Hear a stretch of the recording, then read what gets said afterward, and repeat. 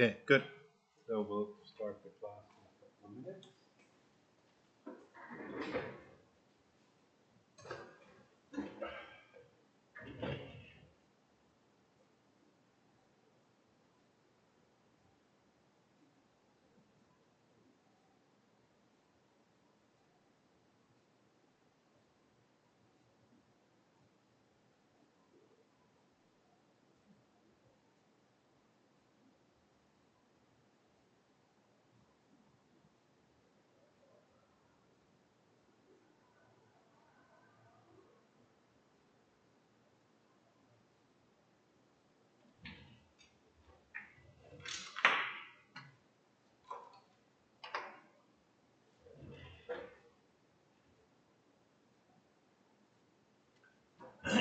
And let me just log in here.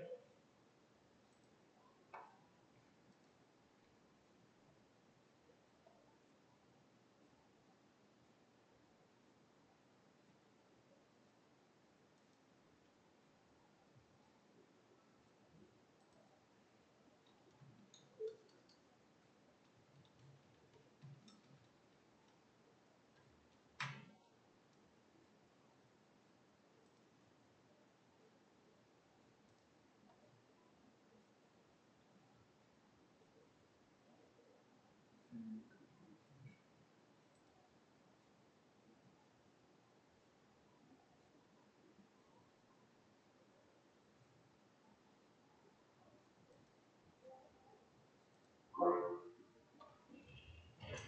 wait, I have to connect to Discord too. Yeah.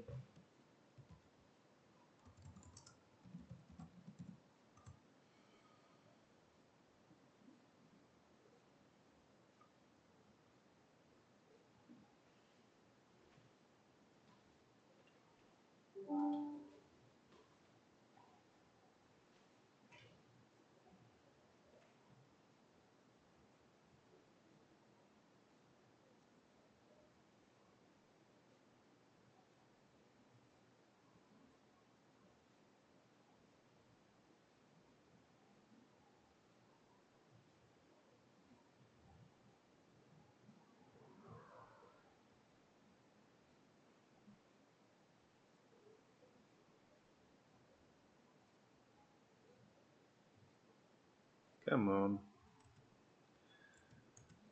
Try and be a little bit faster. Okay.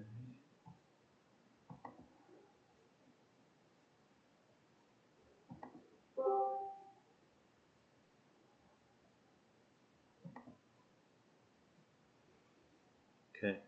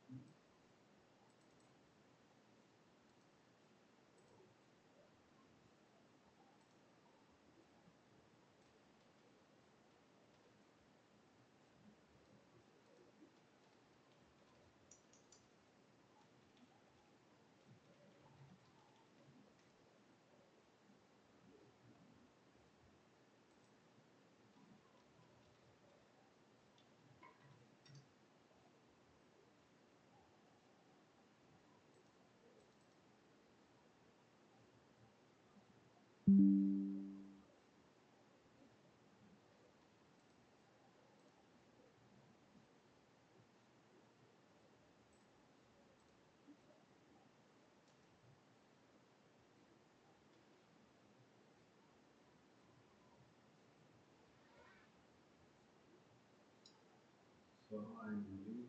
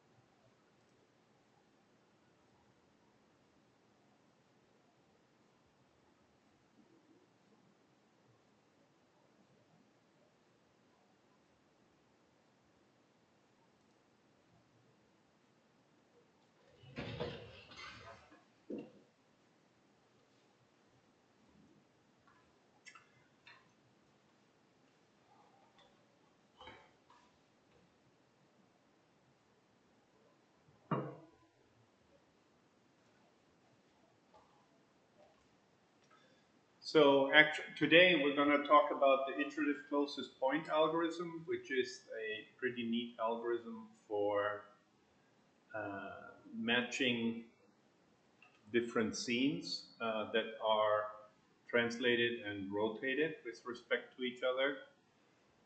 It allows you to do things like stitching of images. It'd be useful for that because you can align two images then. But before we do that, I want to try a little experiment, which I haven't done before. As you know, for the assignment, you are supposed to implement a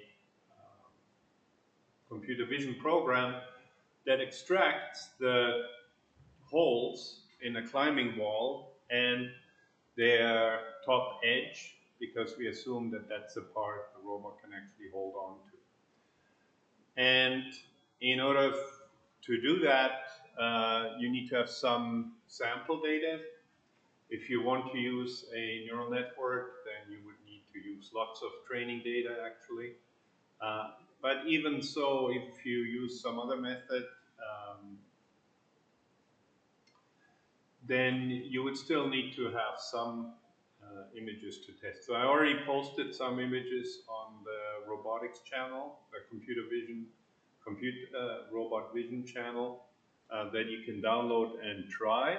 But I think it would be good if we could get some more. Like, of course, we could just go and take some more pictures of the various climbing gyms, and we're actually doing that for our validation tests. But I thought, let's see if we can use generative AI as a way to generate some more training data. So let's use some of the generative AI systems in order to be able and generate some images of a climbing wall. Now I usually use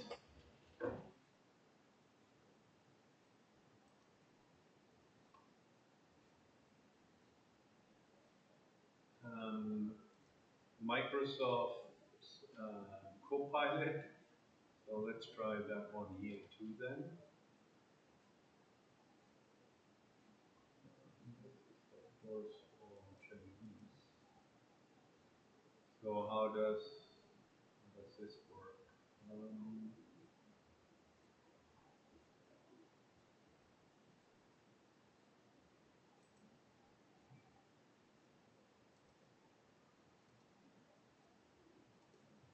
Okay.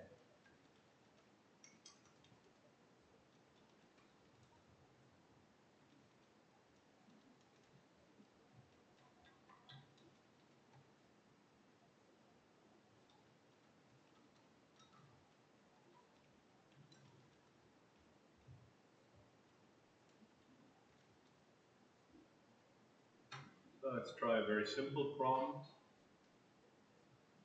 I know there's a lot of interest in prompt engineering at the moment, but actually the simple prompts work best in my view.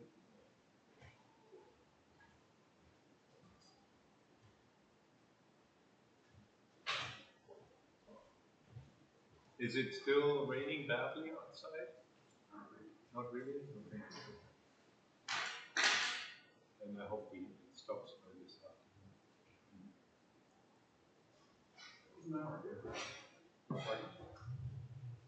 So, if you read the assignment, I hope you did, then what are you supposed to do? In terms of what? Huh? The computer vision part. Yeah. Take the picture, find the center of the hole, find the top edge or grabbable edge. Mm-hmm. I wasn't super clear actually on the real climbing wall. So you get a sample picture. Yep. But are we supposed to? And I showed you the output. Yeah. Of what you're supposed to generate.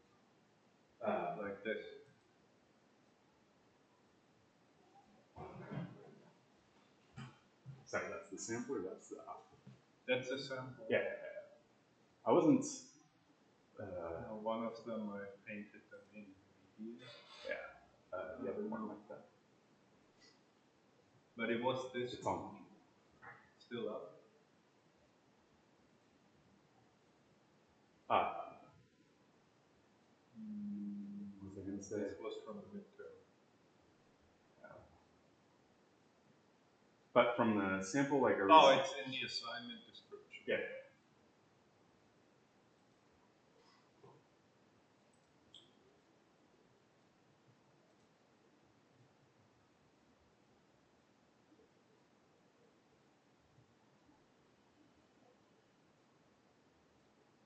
So I think mildly colorblind. So the orange.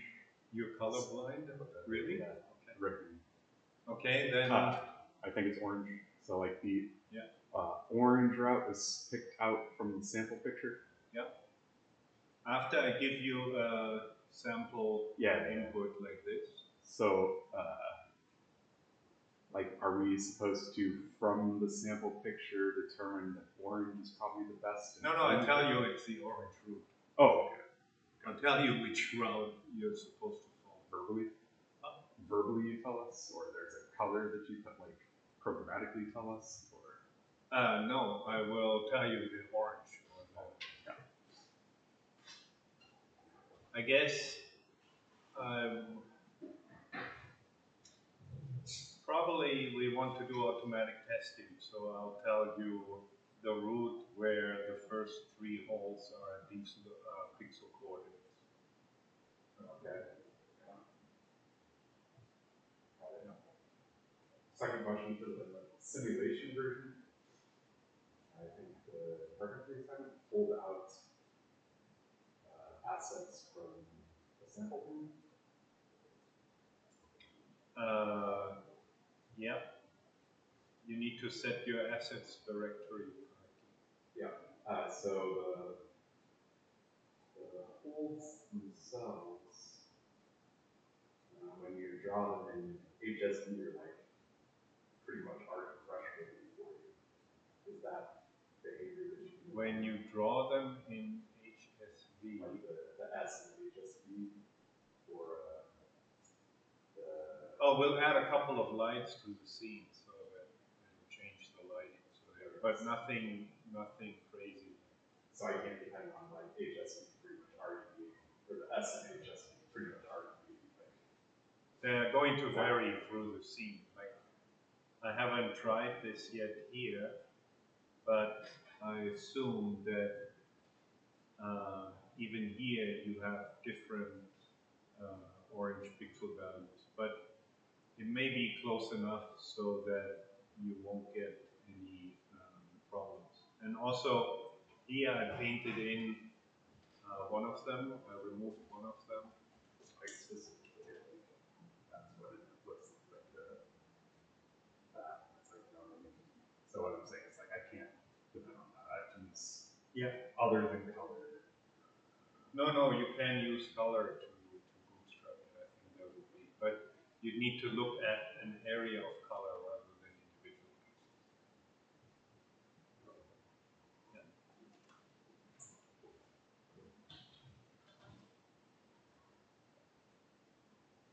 As long as it works with the real images. The simulation ones are going to be a lot easier, obviously.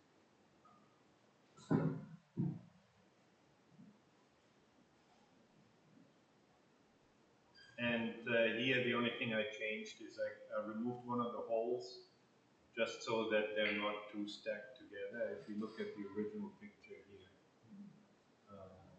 not the original picture. These two, I think that would be hard to figure out that this is 2 separate holes. So we would just go with either one hole or with motion planning, the edges have a length, right? The edges. The robots can grab anywhere on the edge. Yep. as long as the Mujoko simulator says it can hold there, I think that will be sufficient.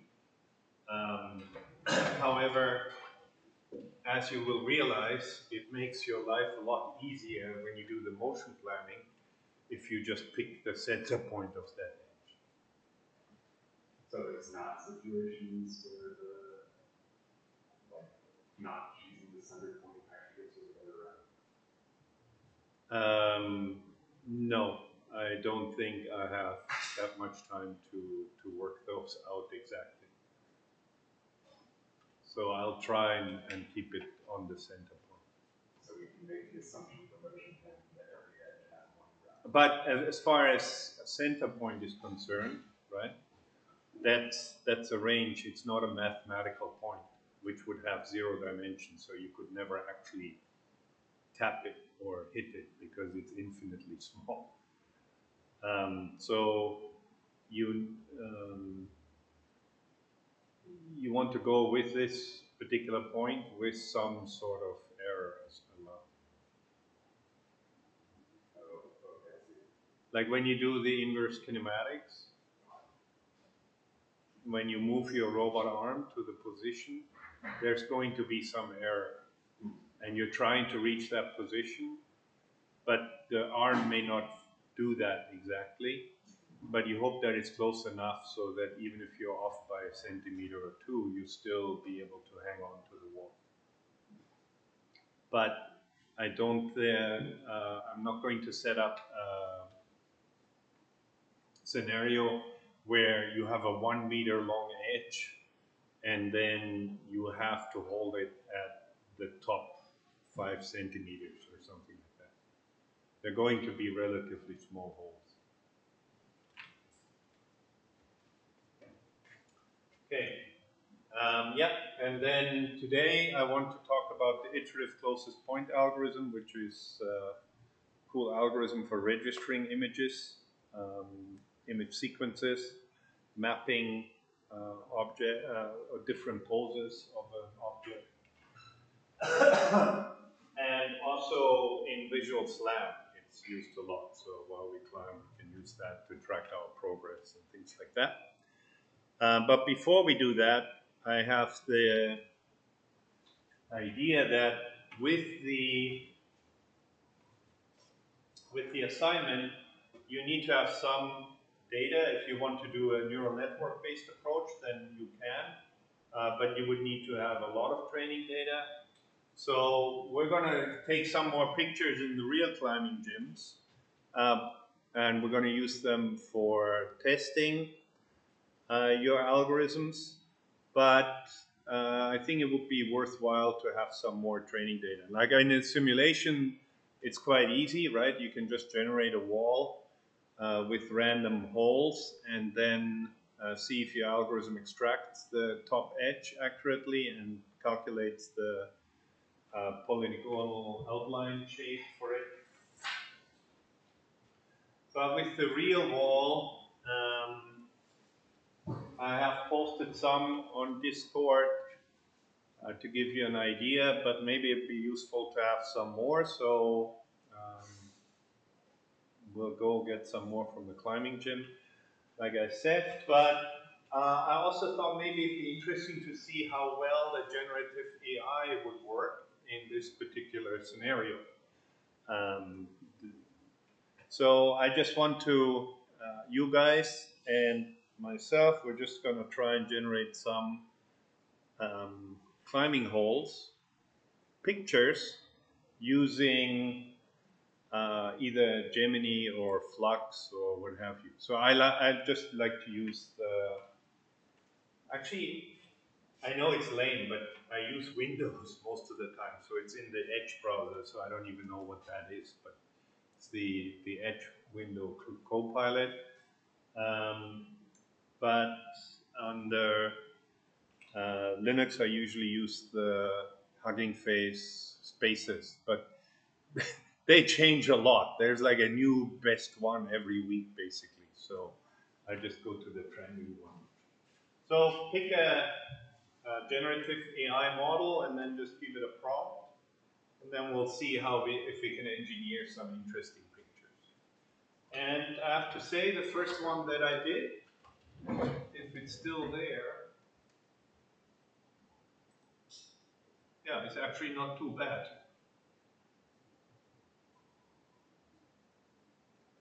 I mean, it's a little bit boring climbing route, but it definitely can work for the, oh, definitely can work for the computer vision part of it.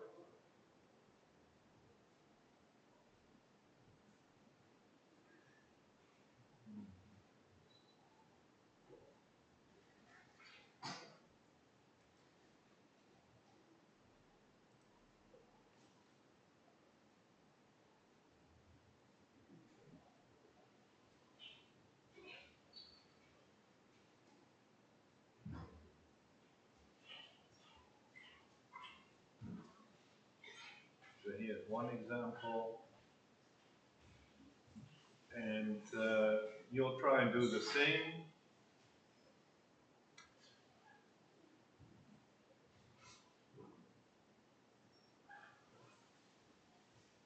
And then post them on the Discord channel. Now,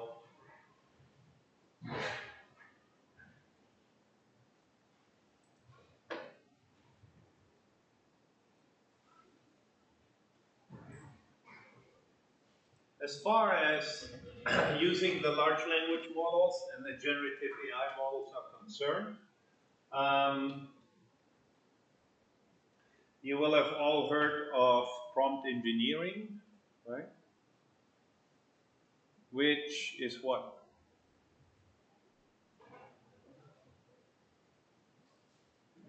The idea is kind of you need to learn how to talk to these large language models in order for them to generate the images that you would actually like to get, and trying to explain things to them. But my personal experience with trying to use these models in robotics applications is actually, and also the one we did with Professor Shin from Family and Child Health Department here at NTNU.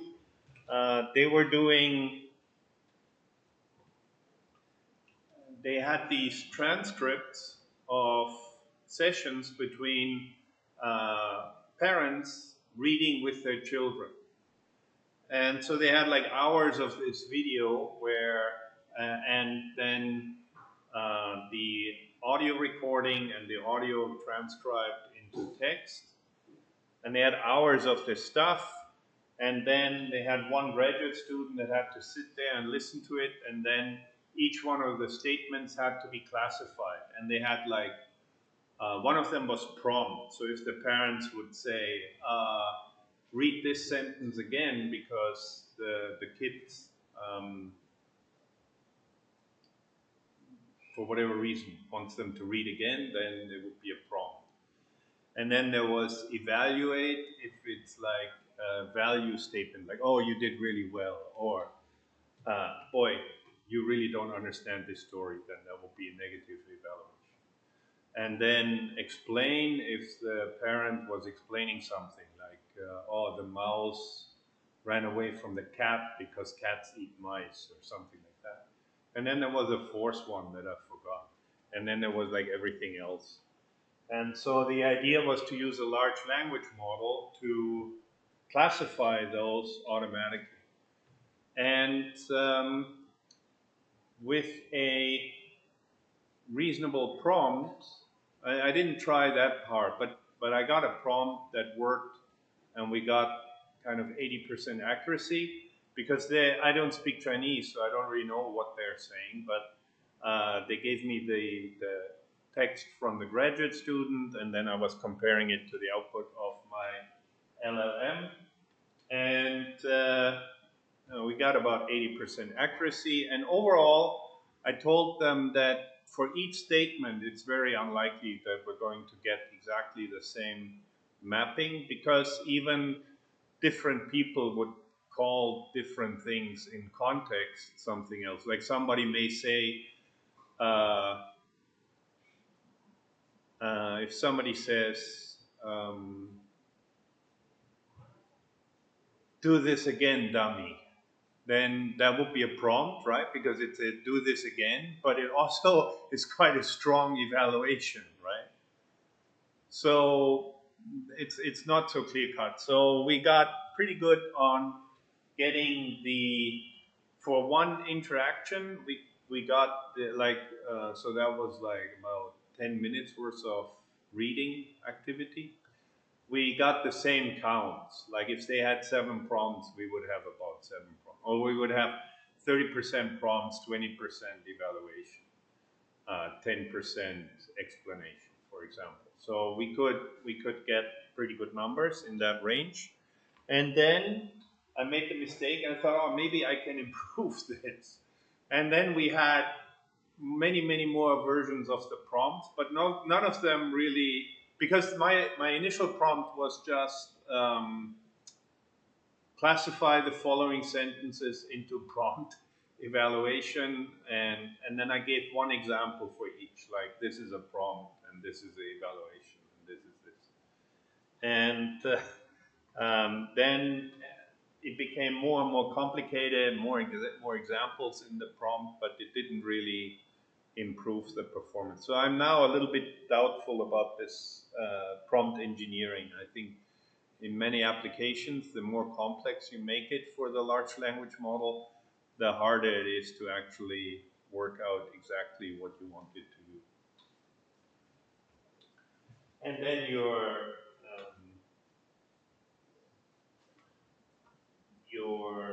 results may be different.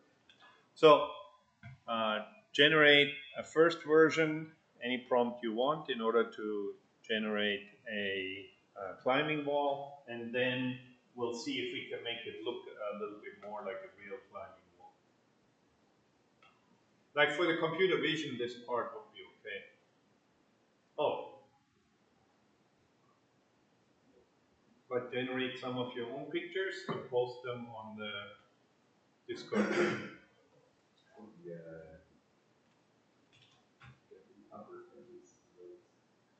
Okay. This one would be 2.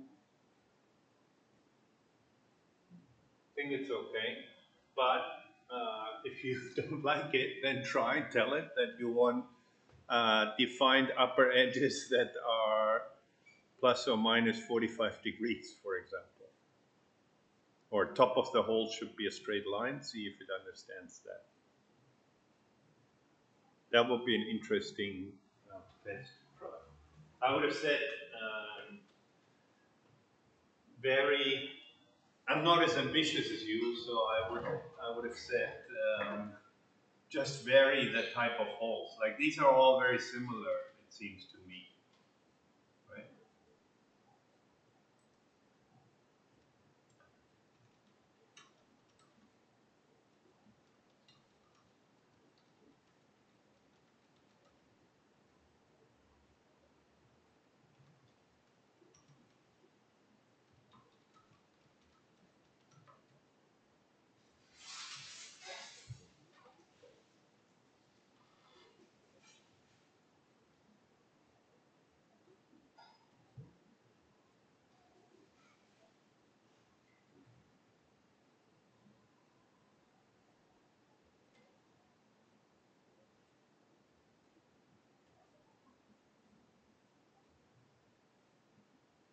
Okay, that's better.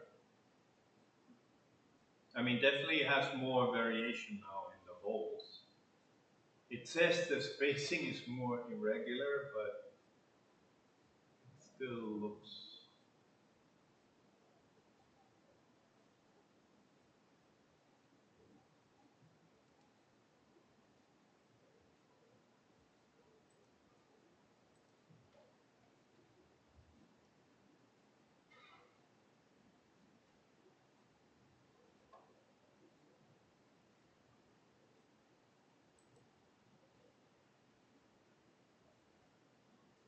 I can change the model again. This one is fast, right? GPT-5, think deeper.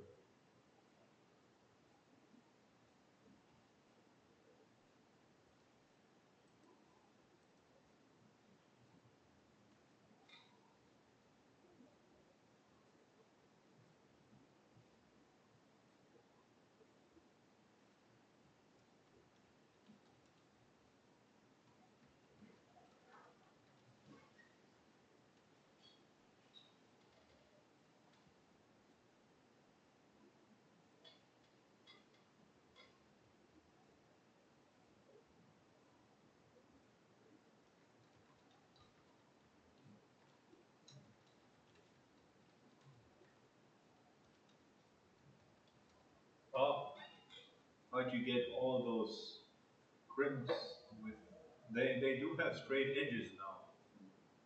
Is that yours? Okay.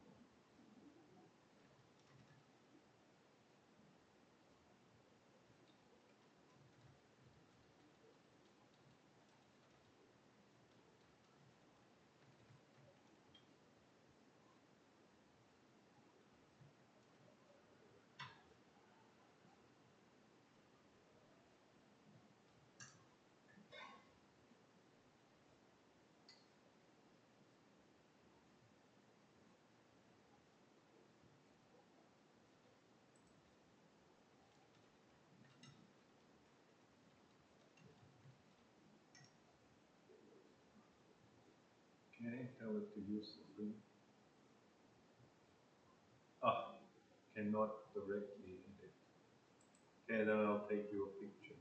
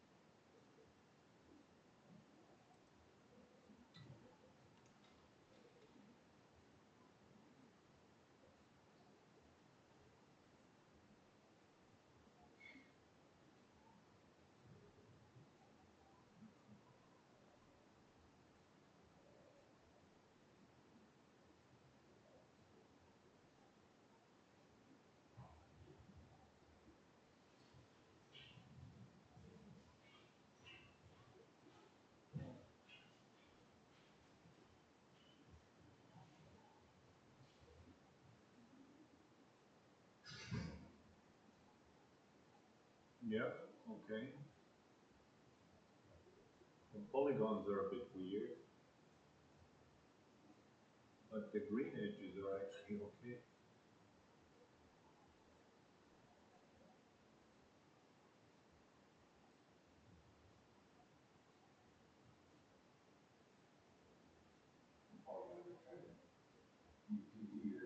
Yeah, it seems like it's making some kind of 3D thing. I don't know what this line is here either.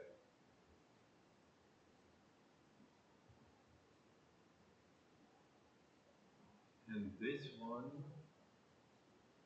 because it's a triangle.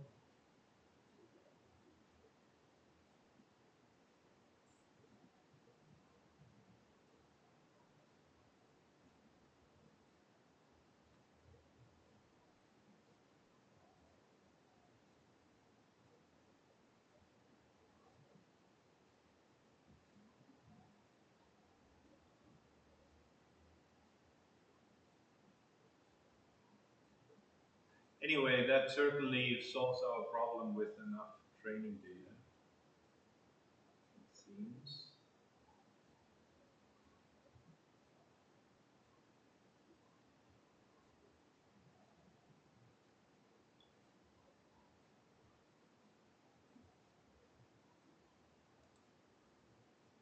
Let's try that with this image.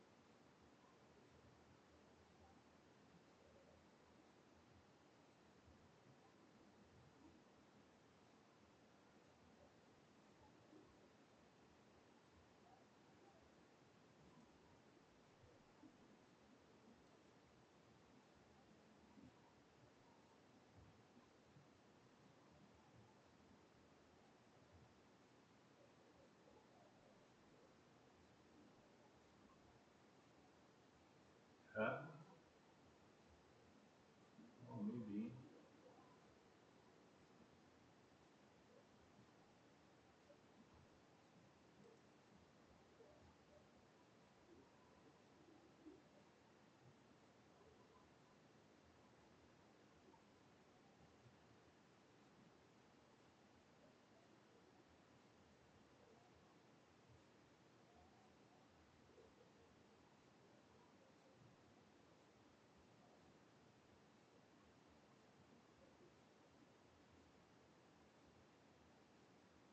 Okay. Um,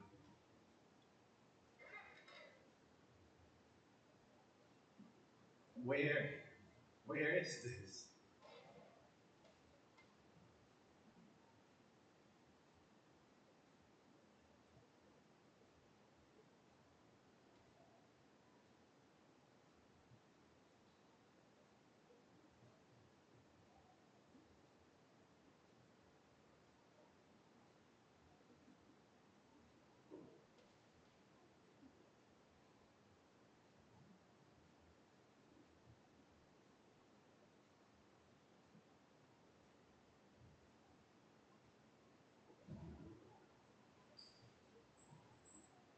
I mean,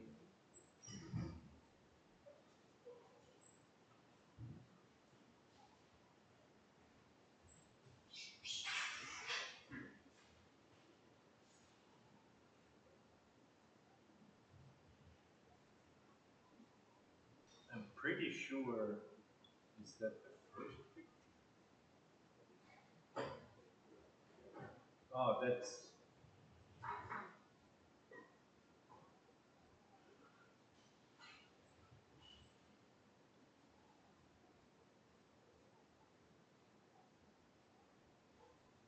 no, that's this picture here.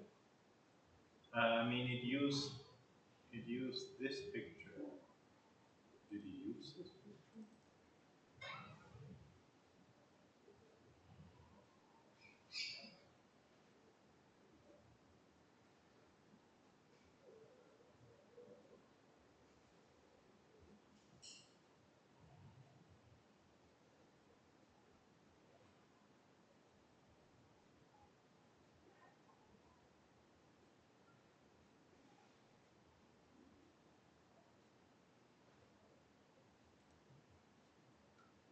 Okay.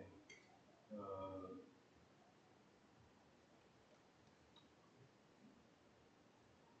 so this is nice, but it's actually this wall,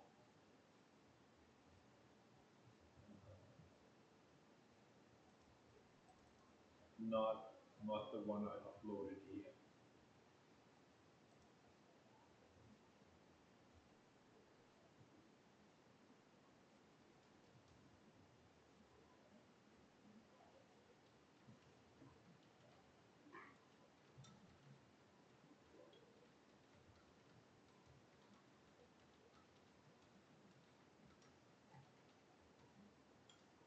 So let's try this again.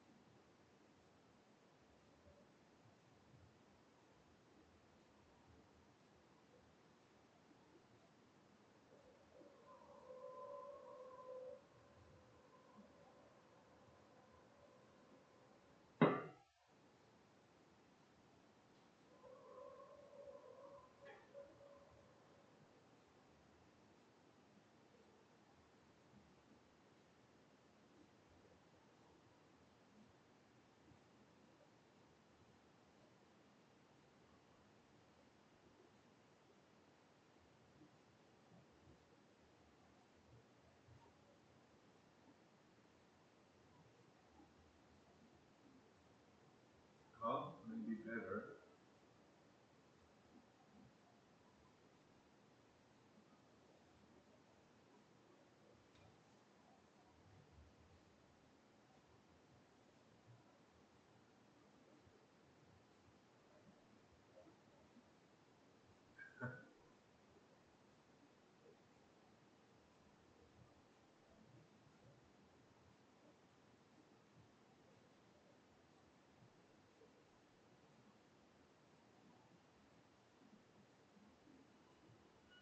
Yeah, okay. That's actually pretty cool, right? Except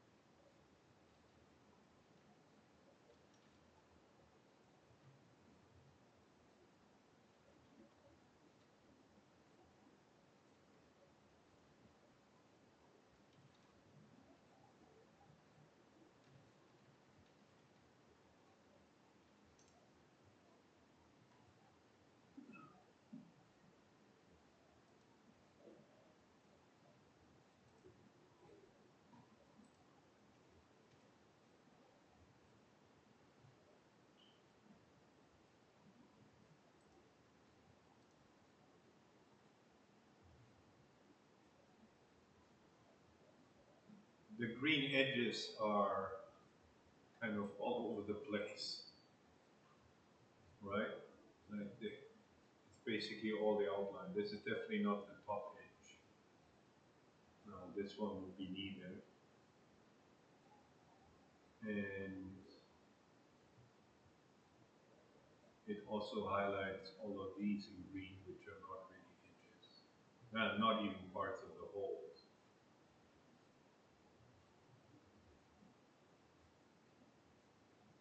Did it cut off going on?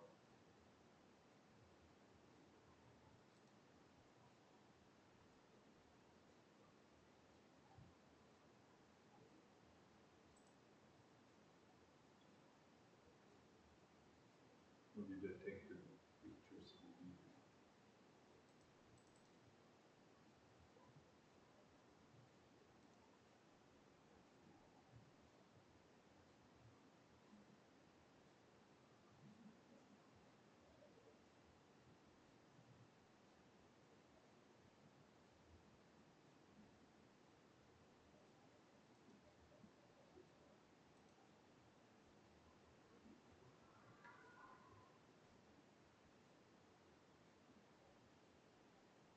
Oh, that's not the right wall. That's why. I'm like, this doesn't match at all. That's because it's not right. Yeah, okay, it's a little bit on the left side, and also on the top.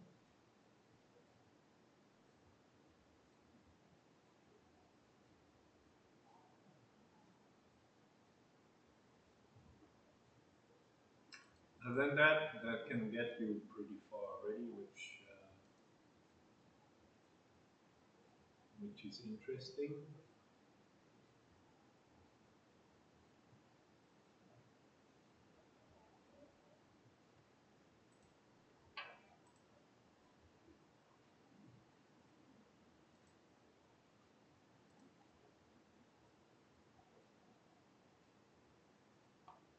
So everybody else also create some climbing wall, and then let me see,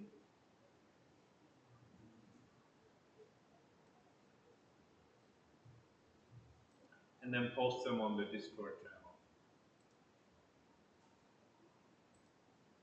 Something else.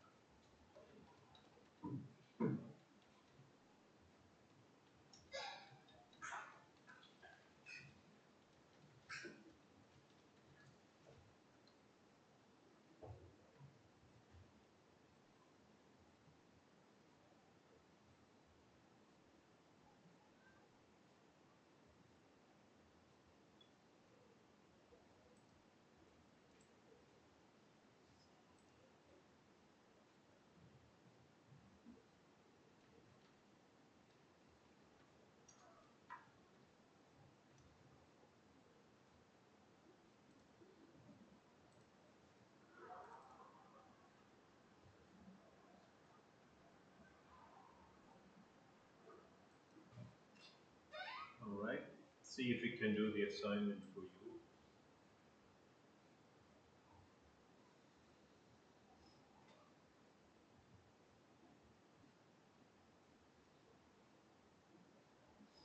I wanted to switch to the deep thinking model for this one.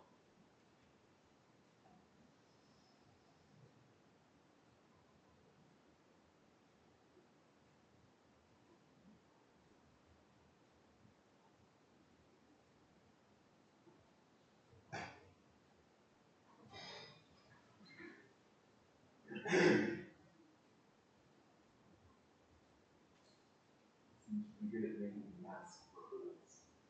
Yeah, I'm impressed too. I didn't expect that. The green outlines for the top edge, though, it's wrong.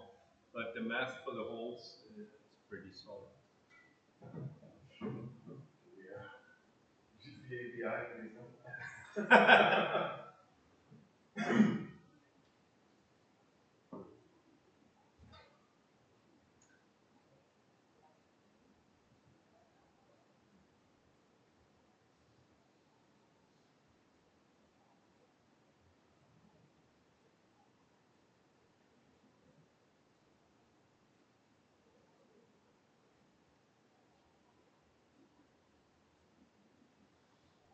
Yeah, okay, so you can use the Hugging Face API if you want to, but then you have to make sure it works during the demo.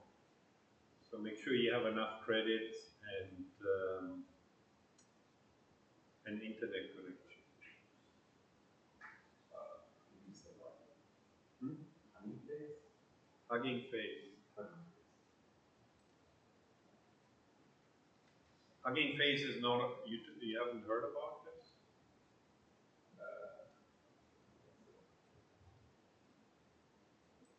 It's like the GitHub of AI at the moment, everybody's using it.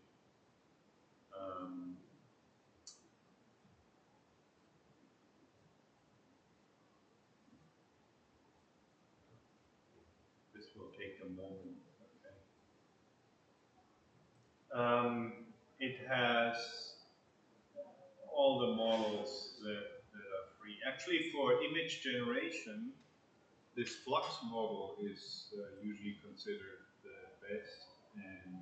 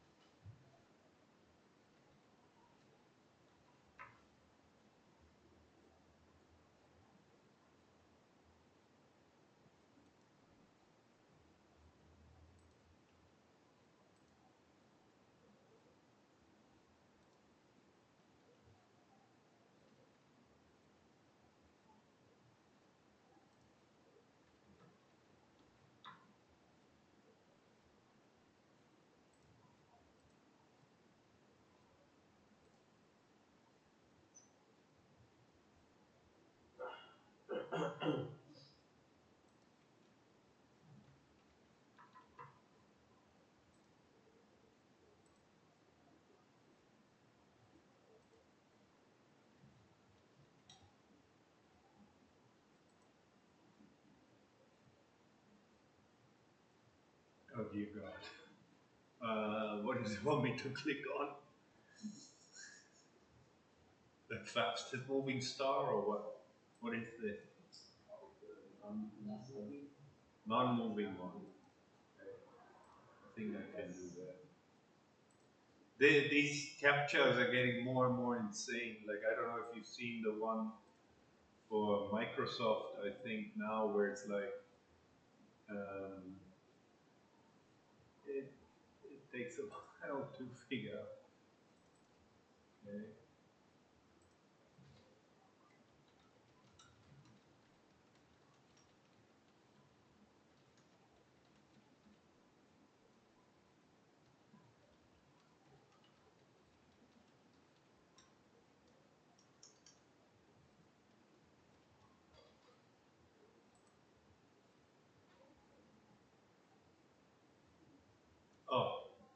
cannot use free credits. Uh, then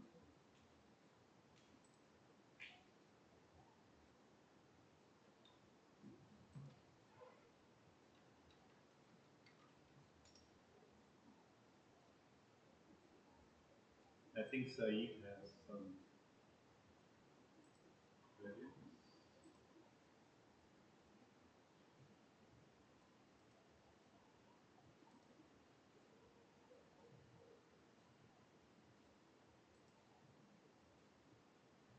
Choose all the bets. Okay, this one at least is a little bit easier. Train the models. Yeah.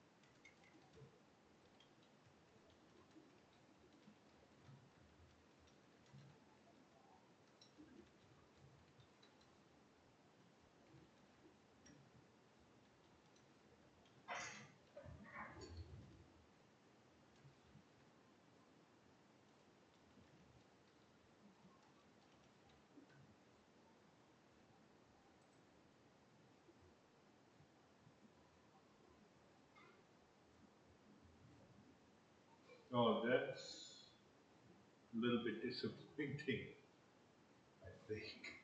That doesn't look very realistic, right? That would be cartoon style.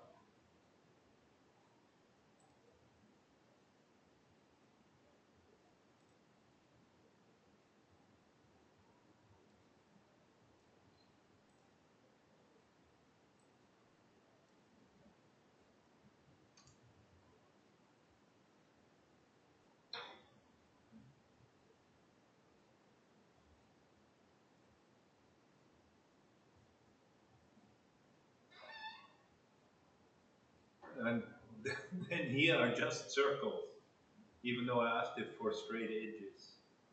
And then it has these pyramids, and it's just circles and curves.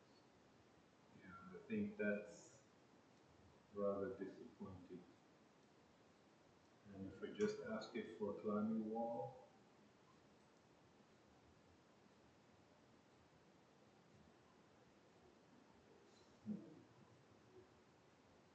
but it does the cartoon stuff pretty well.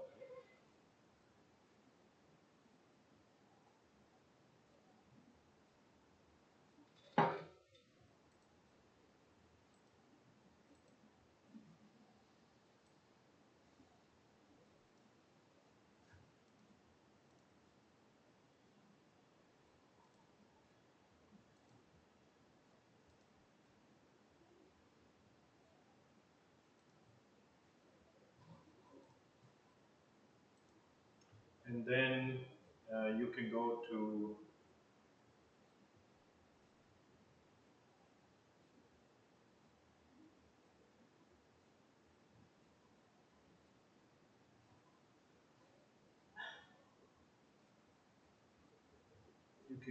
trending.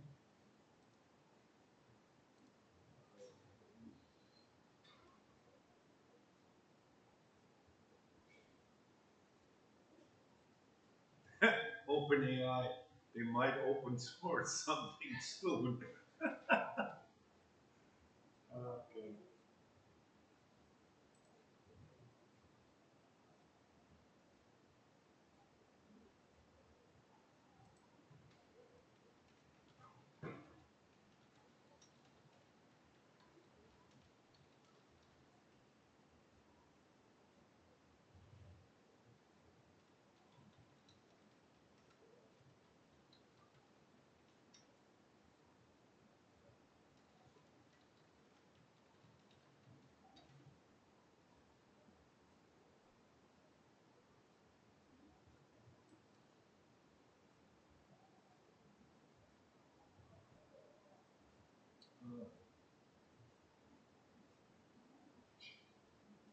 doesn't say.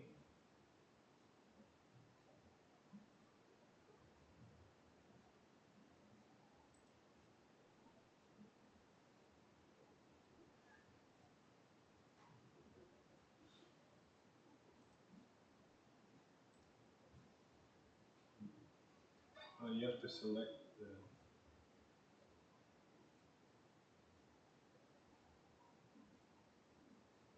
Okay, that's kind of nice too. Except they're not crimps, but the wall texture is kind of nice. And of course, no personal feature.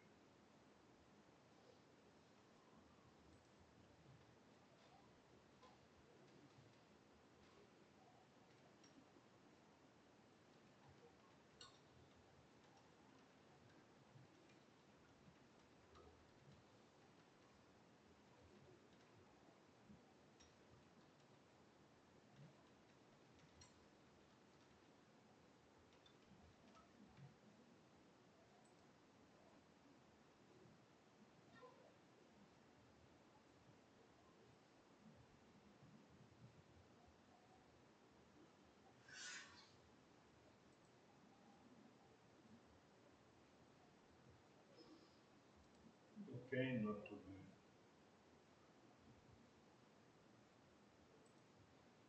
Certainly good enough for training.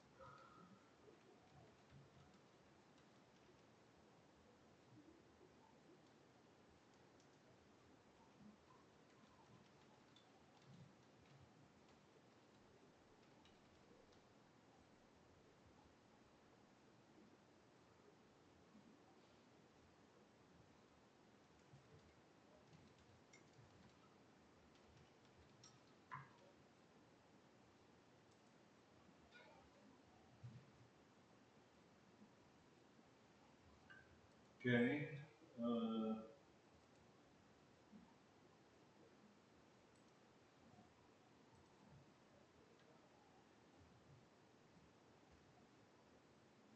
I don't see any green lines there.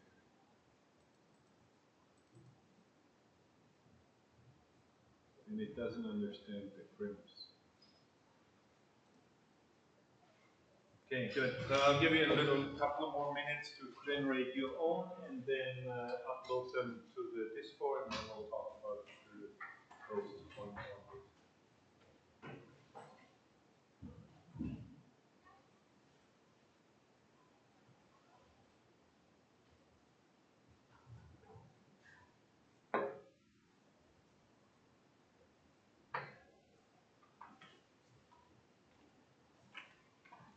All right.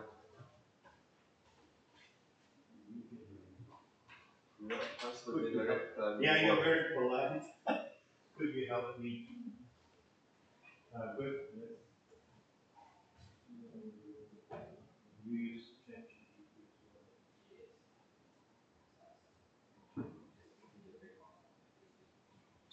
well. Okay.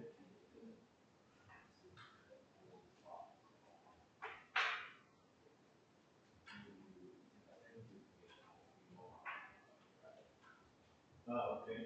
Yeah. Yeah, that's the thing. You get the initial image and it's kind of 80% of what you want.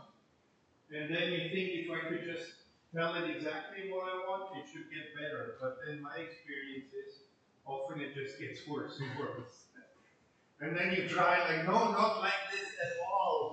You have to do it like that. And then your prompts become longer and longer and it just gets into this death spiral. And then you're like, okay, so if the first image you ask for is okay, then I think it works. But if it's not, then anything after that is a fool's errand.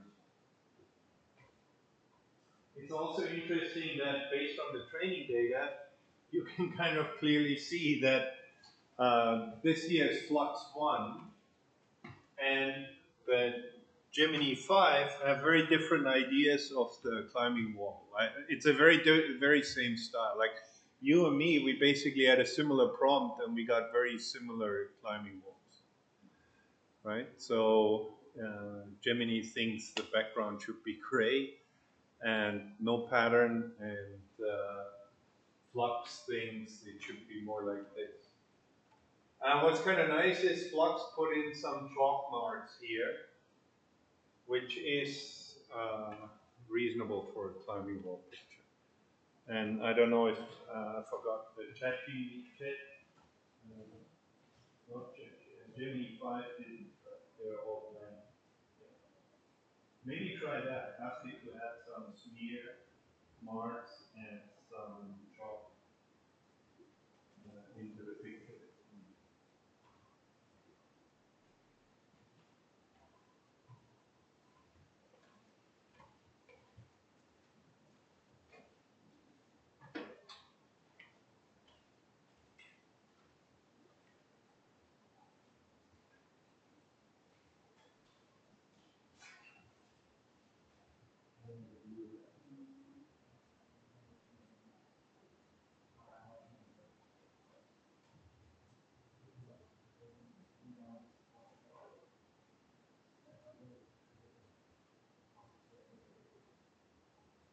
Okay. But did you generate all of those?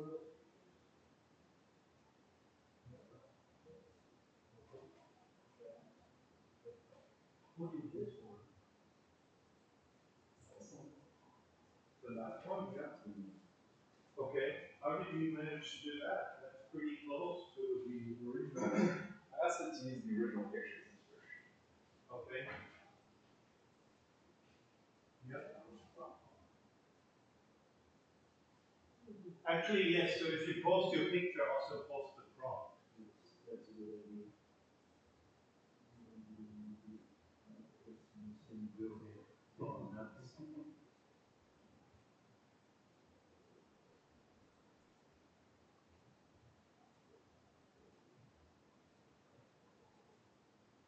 Yeah. A little bit too geometric, but other than that, definitely you can test that. The point is just to generate some data where you can test your algorithm and debug it. So the last one is pretty nice. Yes.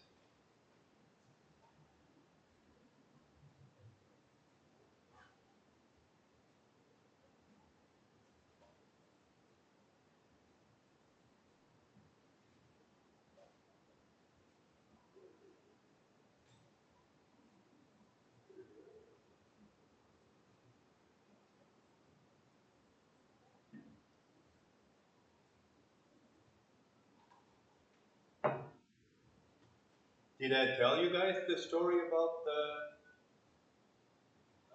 route setting software in Germany? No? So, where Ren and me, we do rock climbing, right? So I was in Germany on sabbatical for a year, and then we went to the climbing gym in Braunschweig. And then one day they posted on their Telegram channel, they posted that we have new routes, which they always do in the climbing gym, like so it doesn't get boring every month. They change some part of it so that you can try some new things, right? So they said we have some new routes, and we're very happy to announce that this time, the routes were not designed by humans, but by software, by AI software. And I'm like, holy cow, that's amazing. Like, I do motion planning as my job, right? I'm really into this. And I wouldn't have a clue on how to do that. When you think about it, you want to generate the routes so that a human can climb them, that's extremely difficult, right? And then to make them so that they have certain difficulty levels, so that humans would find them interesting, is even harder, right? So given, if you think about the space of possible problems, then there's kind of a hierarchy. So the simplest one is classification problems. If you ask the computer system, is this a cat or a dog? Or is this a straight line or a circle? Or is this a terrorist or not? Then those are all questions where the system just needs to classify things, right?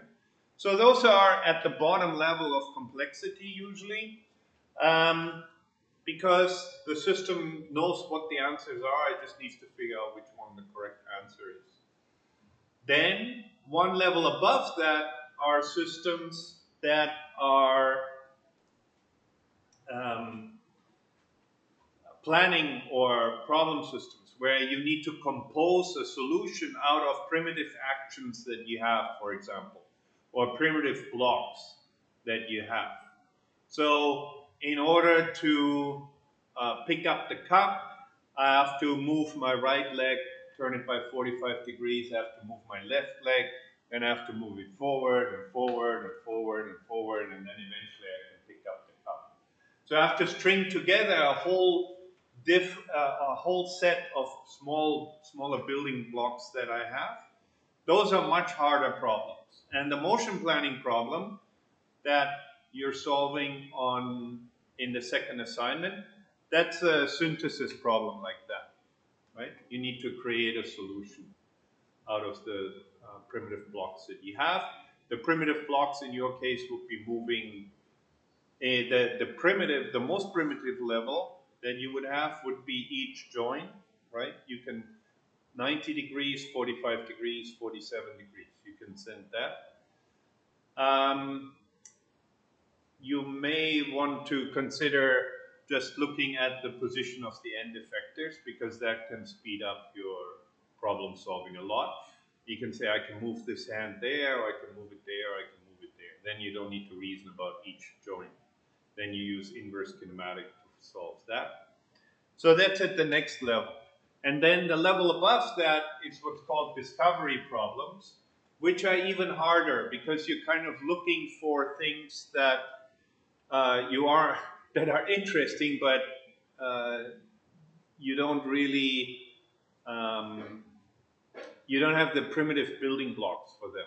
So discovery problems would be things like find a new mathematical theory that is interesting. The system can easily, it knows the rules of proofs, right? First order logic, you can formalize that.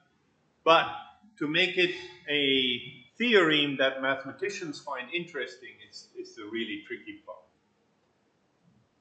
Or generate a climbing wall that people with this level of skill find interesting, but can do.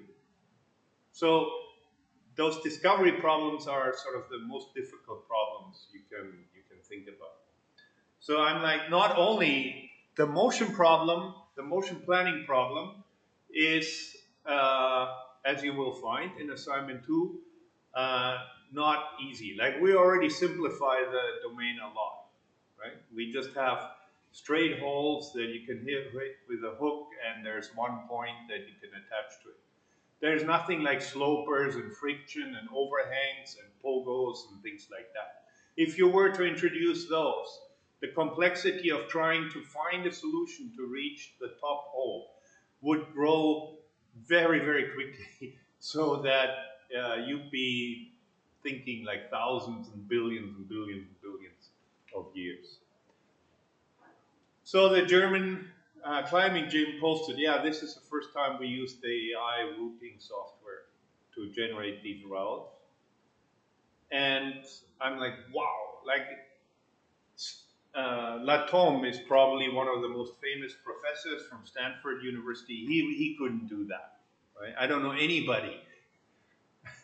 And how do they do this? So I go to the climbing gym, we go climbing, I'm like, okay, talk to the guy at the counter and say, okay, I need to know about this software because that's like I'm a professor for intelligent robotics and I do motion planning and this just sounds great. And then they said it was done by a company in Braunschweig. I'm like, Braunschweig, then that would make it like the Silicon Valley of Germany if they have guys, if they have companies that can do that, right? So the guy says, oh, I don't know, we just drill them in, but the plan came from upstairs, so you need to talk to our route setter. So then I'm like, okay. Then I want to leave with the bicycle, and then, because he said they're in a meeting right now, so, okay, then I go climbing, then I'm done climbing, I want to leave. Then the guy says, oh, the meeting is finished, you can go upstairs now, ask them. So I go upstairs and there's this meeting room and there's like 20 people in the room, right? I go in and I'm like, yeah, okay, my name is Sticky Baltes. I'm a professor for intelligent robotics and I do a lot of motion planning. And I'm very interested in this software that you guys have that can actually generate these climbing routes, right? And then when you think about it, the only way I could have, that I thought they may have done it, would be to train a neural network on the pictures of real routes like that, and then kind of just ask the network to throw some in. But the network doesn't really have any idea about the planning or the complexity of the route, so there's a very high chance that this will fail. Right? That it may just be completely impossible to climb by anybody, or that it would be like not really climbing at all, you're just hanging there. So I'm like, there must be something with the neural network, because certainly if you do a search-based approach, the complexity for discovery problems is enormously big. So I'm thinking all of this, going, yeah, so I want to know about this software. And then the guy looks at me, says, yeah, we wrote this in the Telegram channel. And I'm like, okay, yeah, that's where I read it. Okay, yeah, we wrote it on Friday. And I'm like, okay, sure, Friday, whatever, I don't know what time. And then he says, yeah, Friday, April 1. So 1st of April in Western culture is April Fool's Day, right? So that's what you do when you trick people. So you play little jokes on them. And their joke, I was like, they were all laughing. The whole room erupted laughing, right? And they're like, no, there is no software. It was just a joke that they did as part of April Fool's. And I have to say, this was the best one I was ever caught out in. Like people do jokes like that quite often, and sometimes if I have a good idea, I also play a joke on people. So it's not in bad spirit or anything like that. But they really got me good on that one, and then they were all laughing. You're the only one that asked about the software. The other guys all said, "Oh yeah, hi software, oh yeah, nice rules." But or maybe they all knew it was an April Fool's joke. I guess maybe I've been in Taiwan too long. You don't really do April Fools here, I don't think, right? Maybe we should do it with my students more often. Put them on their guard. Make sure that they know they cannot trust their professors. Yeah, but anyway, pretty nice story, I think. I thought it was. Okay, good. So.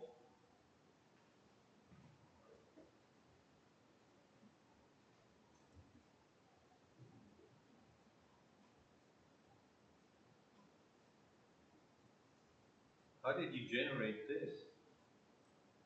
Benson. Yeah, and then use this as a guidance. Yeah. Yes. So that works a lot better. Yeah. This one is funny. This party, this whole, I mean, it kind of mixes it. it wrangled up all the hands, right? You can see. And there you have a three-fingered hand, I guess. But other than that, that's nice. So I think for training data or test data, that would be holy. Yeah, okay, no. You have to work on your problem.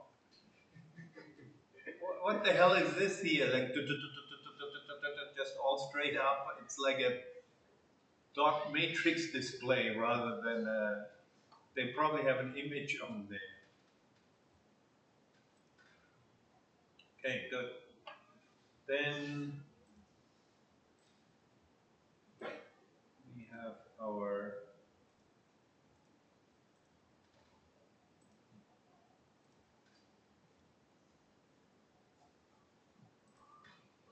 excursion into large language models and generative AI. If that interests you, I'm trying to put that into robotics. So I actually have a course now on small language models and intelligent robotics, which I'll do next term. I think it's interesting, but I haven't really found what I wanted to do with it. Didn't work out so well. Like I was hoping to use it as an automatic emergency stop for our robots, and that didn't really pan out because it wasn't able to predict outliers as well as I had hoped. But again, these systems improve. So when I do the course next time, the small language models will be improved as well. And the other thing, today, of course,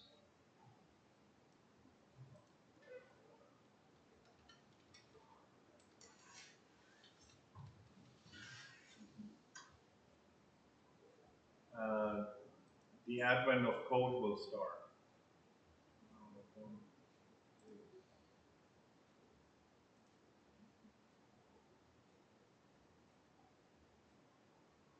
So in 2.5 hours, because it starts on Eastern Standard Time. If you the first puzzles, there will be 12 days of puzzles each December. Won't they be overlapping? Anyway, these are very nice programming puzzles. A lot of them require some knowledge of complexity. They start easy. The first 2 days you can usually do with Excel. You don't really need to write any programs. If you can write an Excel formula, you can solve them. And then they become more difficult. And the last 5 days are quite tricky. Like I never managed to finish the last 5. So, then you would need to analyze the problem very carefully. But it's a lot of fun. I enjoy doing them, and I especially like to do them in a programming language that I don't know yet. So I usually, last year I did it in Kotlin, and this year I want to try Zig.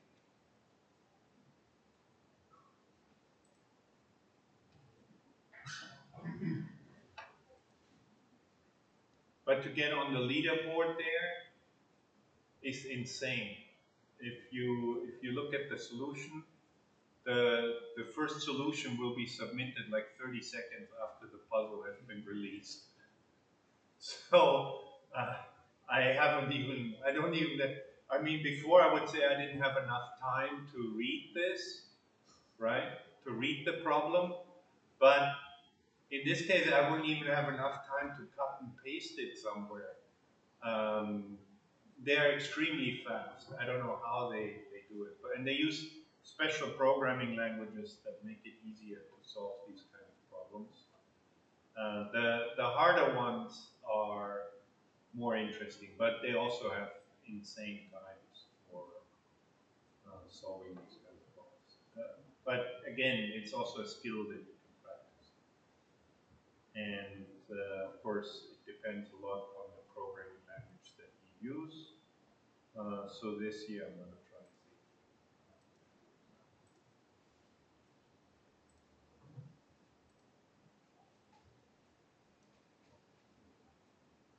So here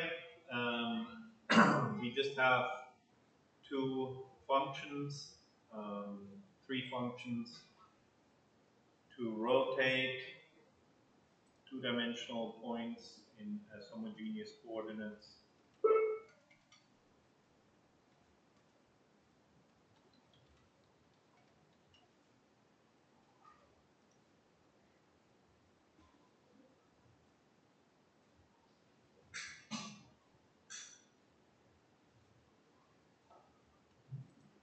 And then I'm going to generate an array of 10 points.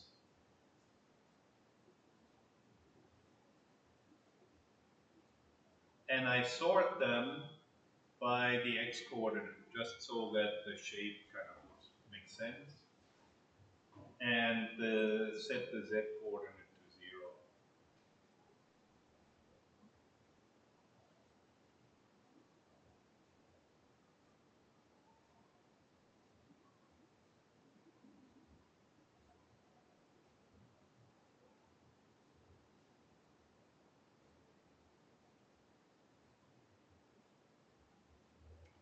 So we do a random translation, a random rotation, sorry, a random translation, and we do the rotation first and then the translation. Then we plot them, one in red, one in blue.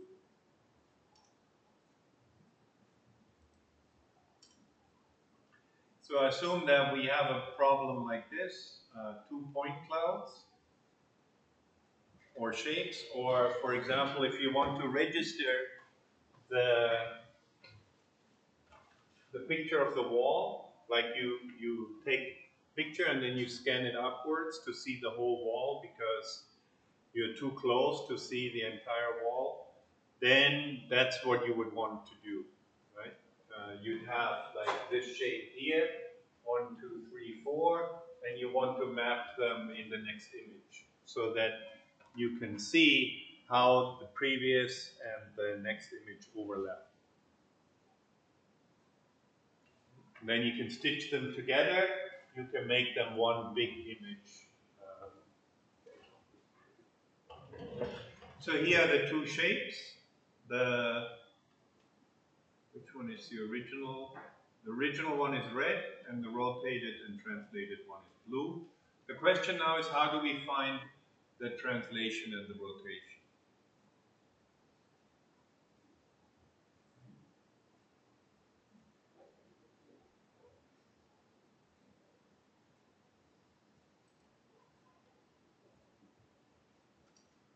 Now, since I wrote it,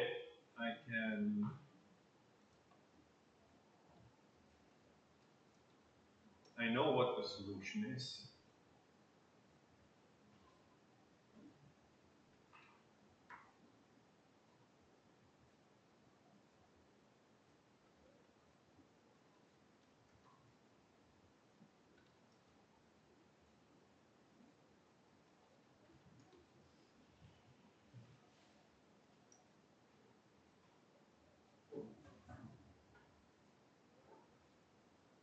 Sound is undefined.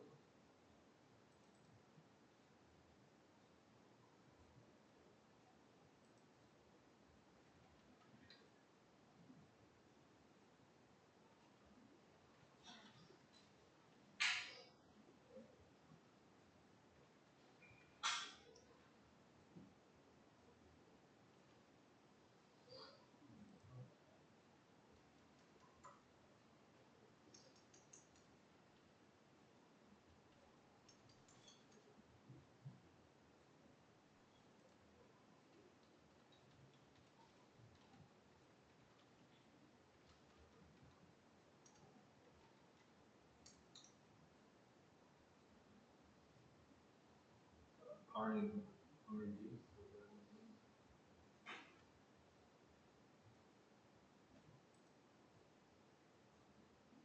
Round, yeah.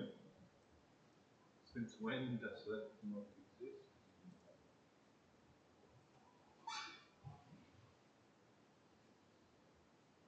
Ah, yeah.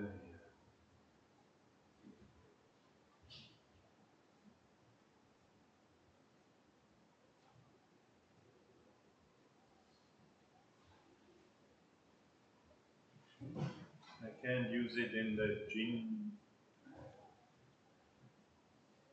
Jinja template engine.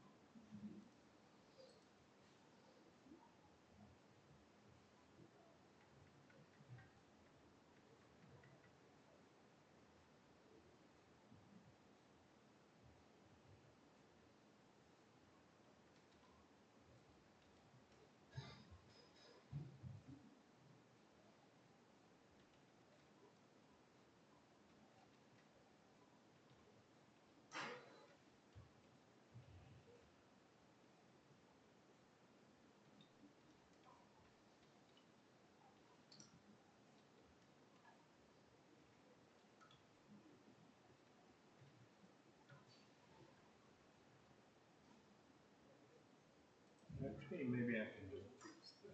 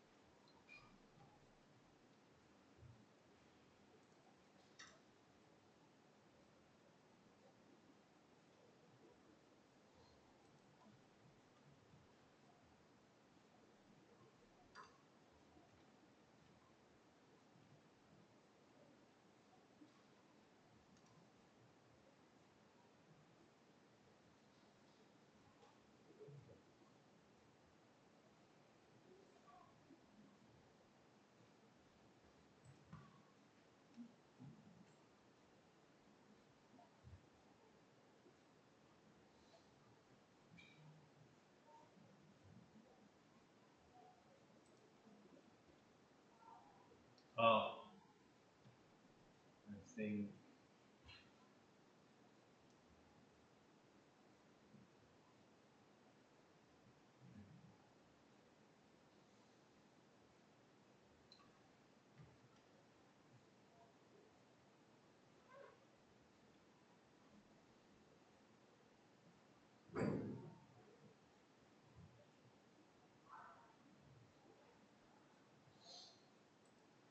So one thing we can do is we can take the center of mass of the two shapes and use that in order to register things. Like right now we have some split over the domain here.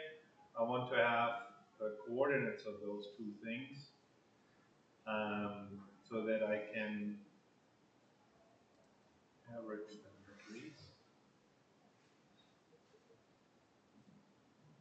And I can match them.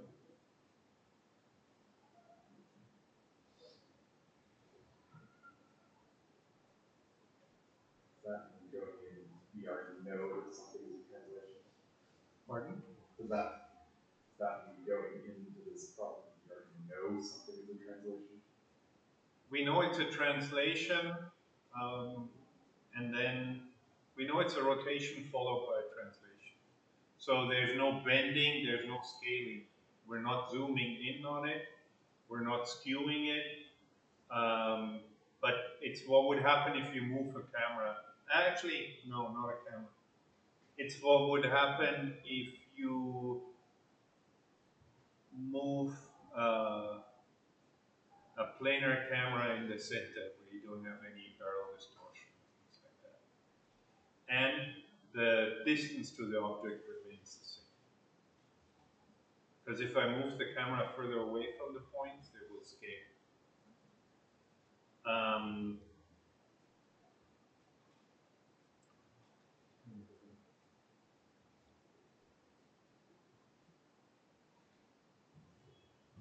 Now let me just put in here.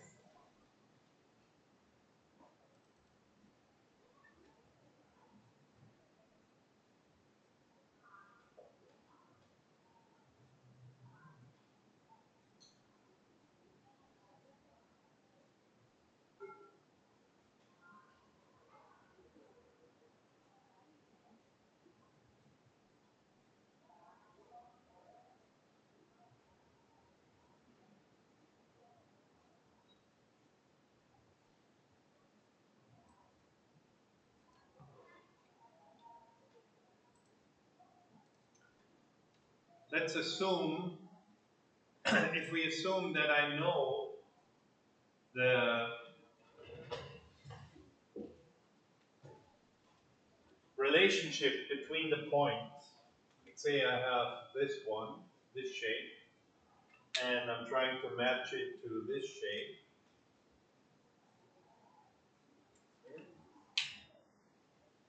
Then the only possible operations that I have on those, if it's a static, like a piece that moves in the workspace or something, would be a rotational translation. If I know that this is P1, P2, P3, and I can match them on this one, P1, P2, P3, right? Then I know P1 dash, P2 dash, P3 dash. Then I know the correspondences. Right? So I know which point gets mapped to which dash point. Now, if I do a rotation and a scaling, then I know that my point P dash is equal to some matrix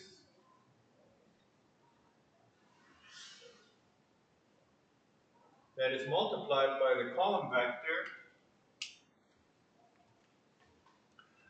that consists of P plus the 1 for the homogeneous coordinate part, for the constant part, right? In order to get the translation. So then, what does that matrix look like? So P is two-dimensional, right? So that's 2 dimensions here. We add 1 to it. So here we also get it in homogeneous coordinates with a 1.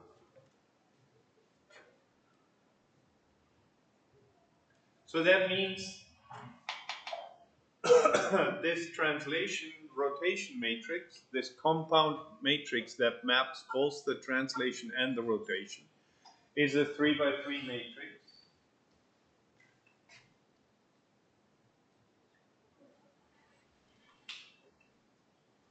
And I could answer that question by, if I know the values here. So now I have A11, A12, A13, A21, A22, A23. And what about the last row?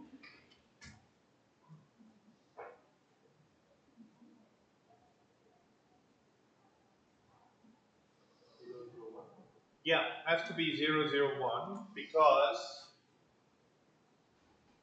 we need to get this scaling factor there. We need to get a 1 there.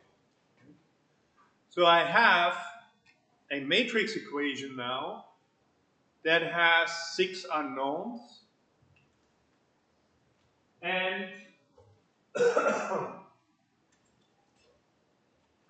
for every point, I get I need to multiply it through this matrix equation. So that means from every point, let's say P1 dash,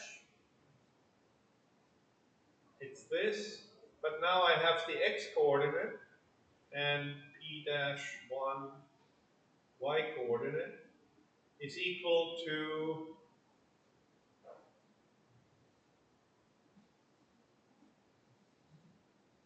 this matrix multiplied by Px, Py1.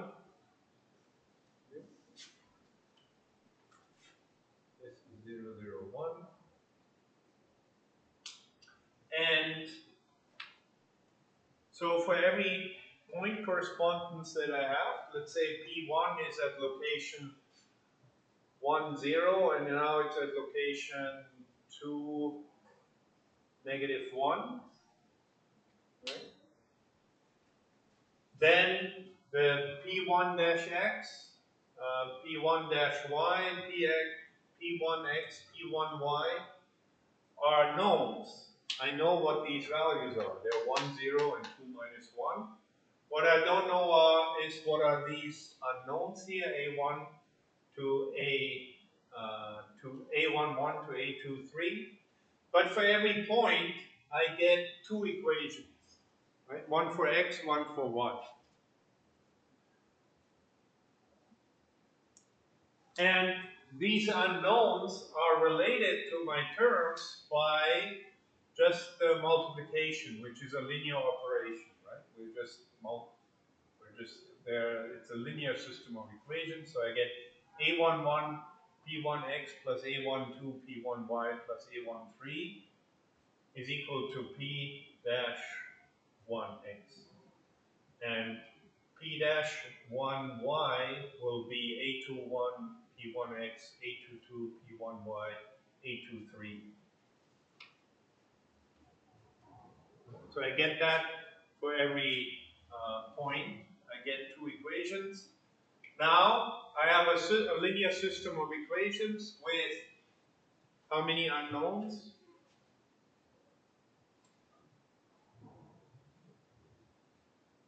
The unknowns are my a's, right?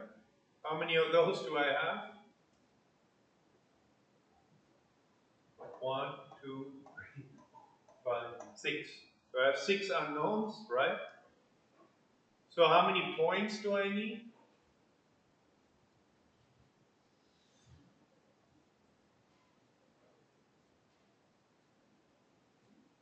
For systems of linear equations, if I have 6 unknowns, then how many equations do I need to solve it?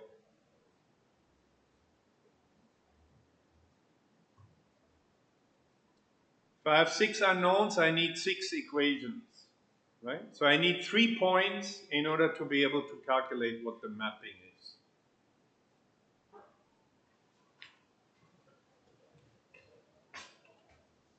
However, and we could implement this, right? Now here my shape has more points.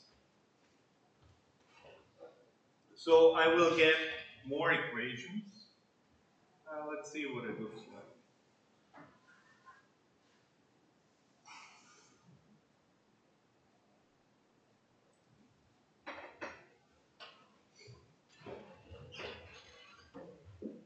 So now I implemented a function to create that system of linear equations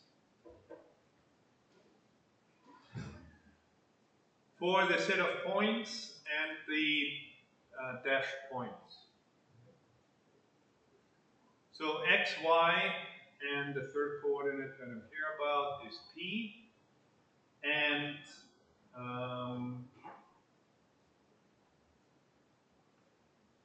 so extract the points from point 2 here, and then I get the corresponding points, the dash point.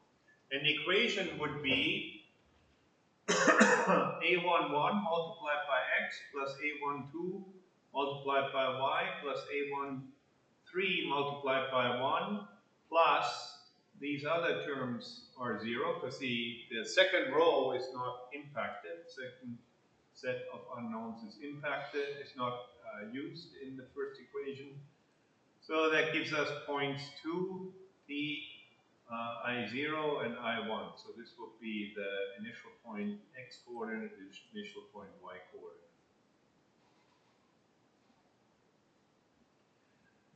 And that generates a matrix, which is a matrix that has 6 columns.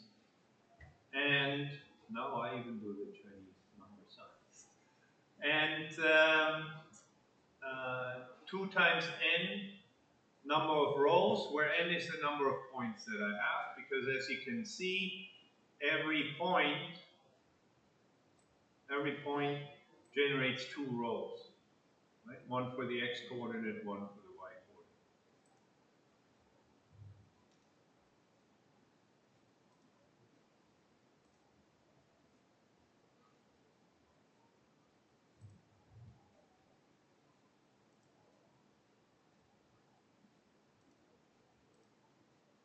So then I can solve.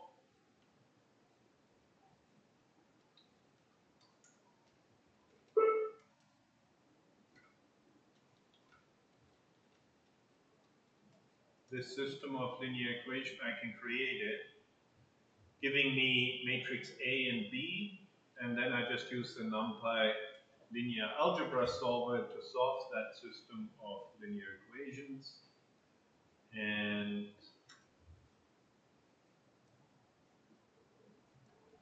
points, other points.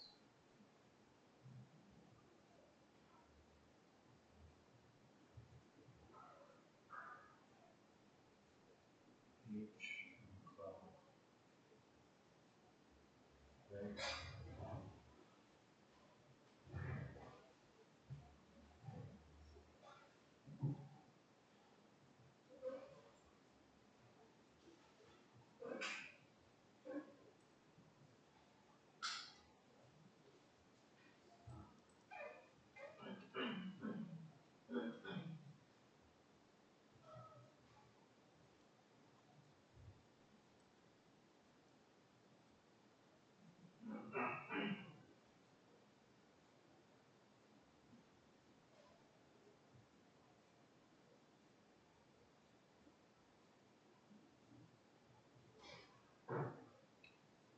X, Y.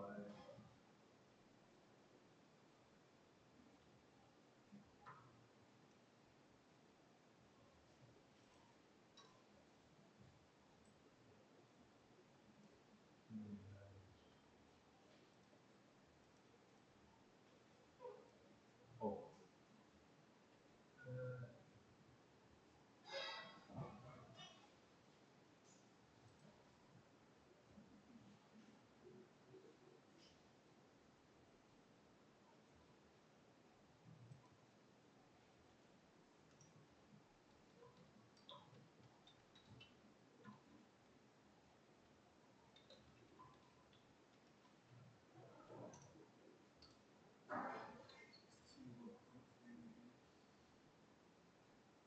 What the shape of the matrix is.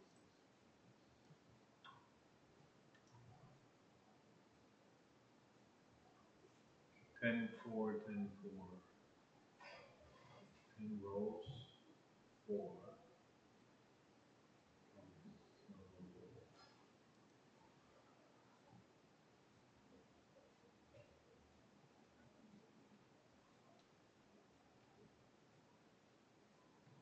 So I need to transpose that matrix.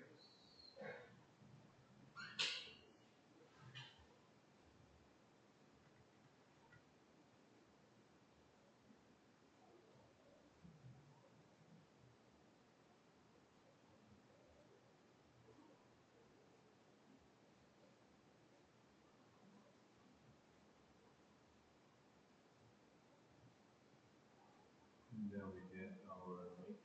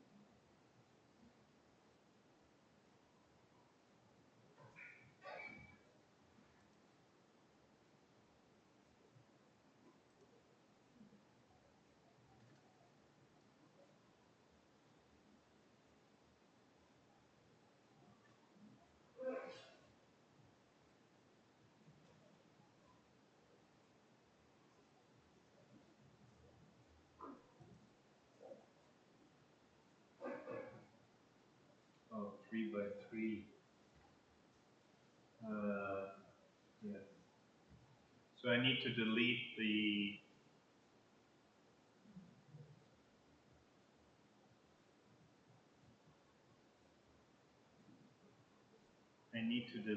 row. This is 10 by 4, so it needs to be h.t. And I need row 0,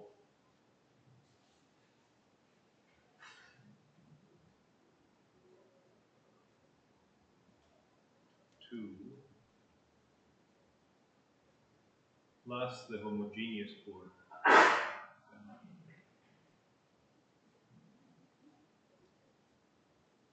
0, 1, 2, 3.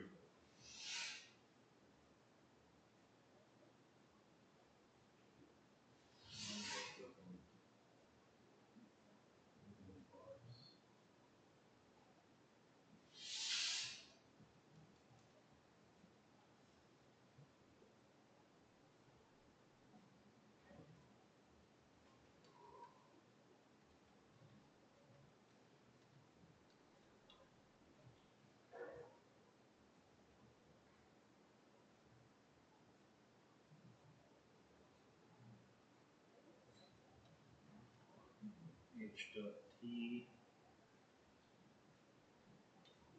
0 but not equal to 2, and h.t 0, 1, 3.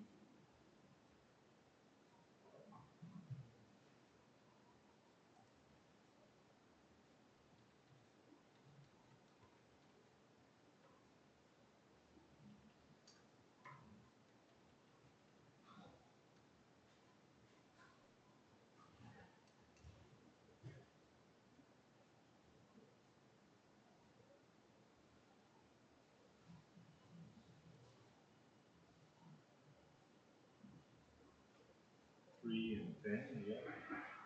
So that's correct. I'm going to transpose this one, and then transpose it back.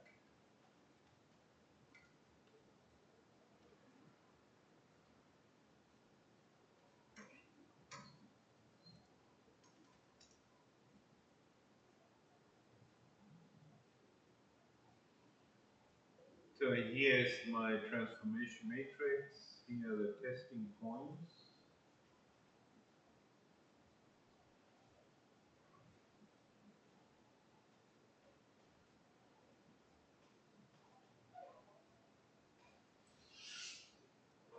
And then, for example, 1.2430 is mapped to 1.2430, 1009, 0.816, 0.887. So you can see the result is very close.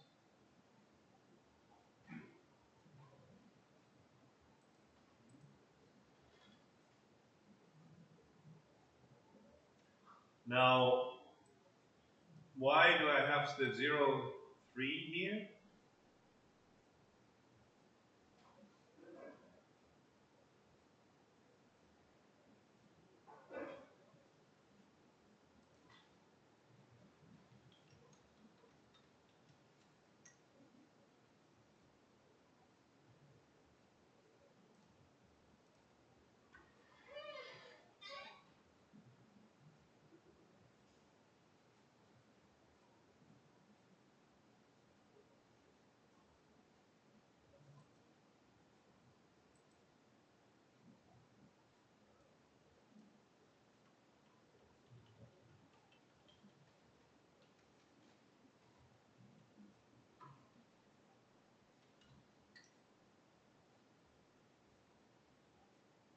Well, that's because the system of linear equations has 6 unknowns, right?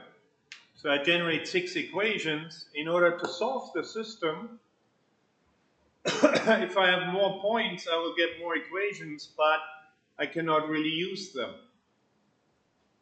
right? Because then the system will be over-constrained. So if I have 4 points, then you would think I'm in trouble. But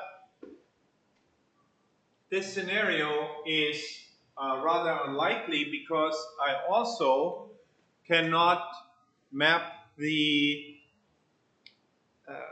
it's also unrealistic that I get all the points without any noise. If this is kind of a vision application and I'm extracting the position of the holes, then there's going to be some noise in the system. So I want to take all the points, not just the first 3 which I took here, which is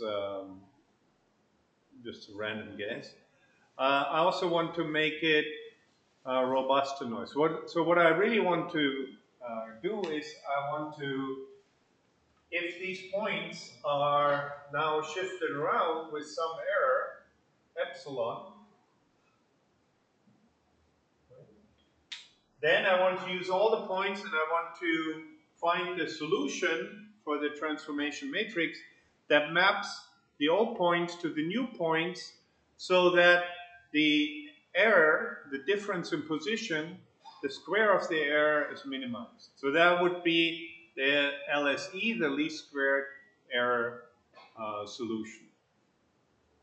And we use that very often in science and robotics and AI and many other applications.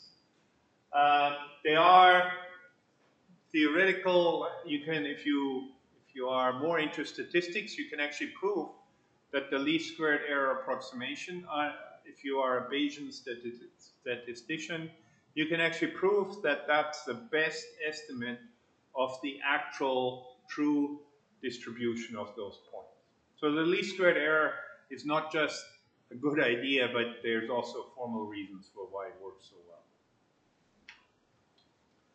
So how do I have to modify my code to deal with the noise and the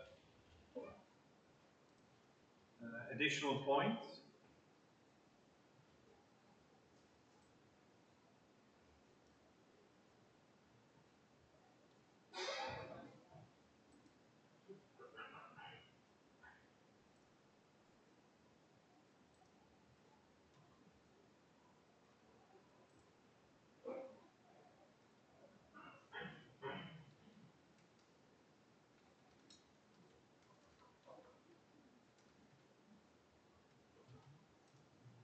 Just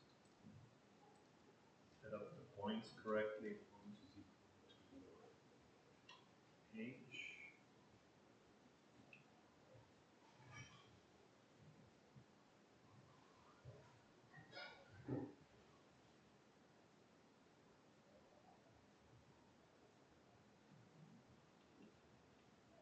HD.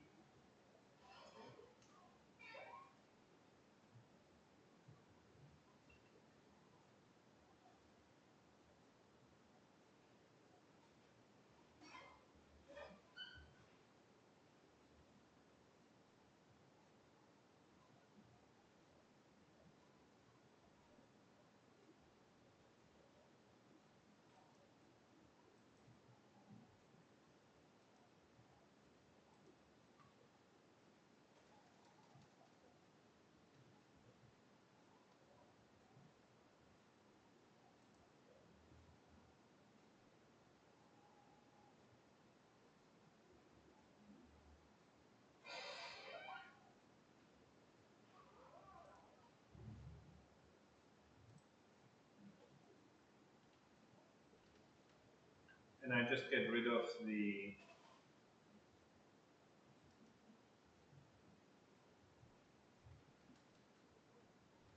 Z coordinate, which I included.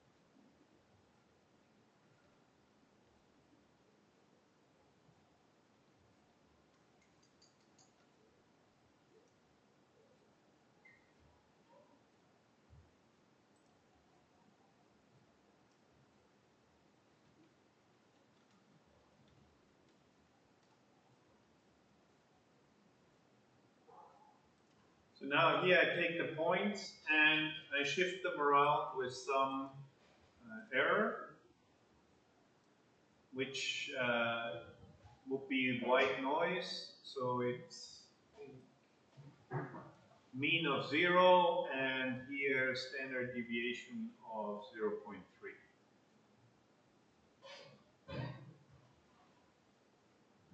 Make it a bit more extreme, 0.5. And then I can calculate the difference between where the points should be and where the actual points are.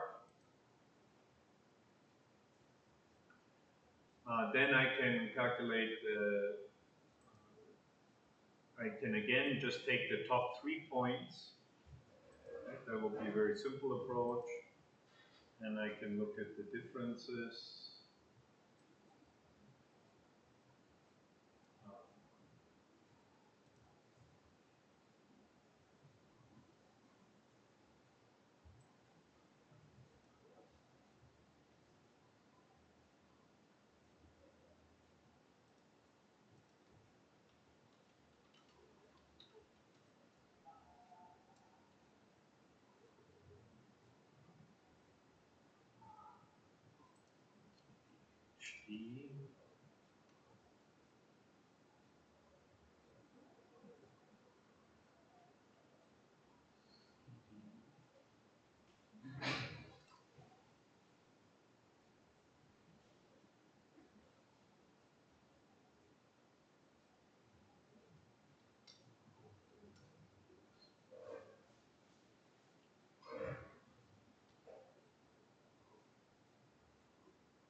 And here I don't have the coordinate anymore.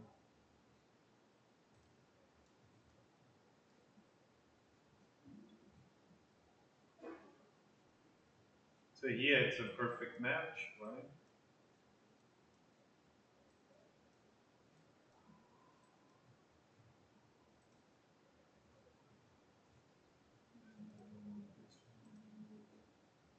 Oh.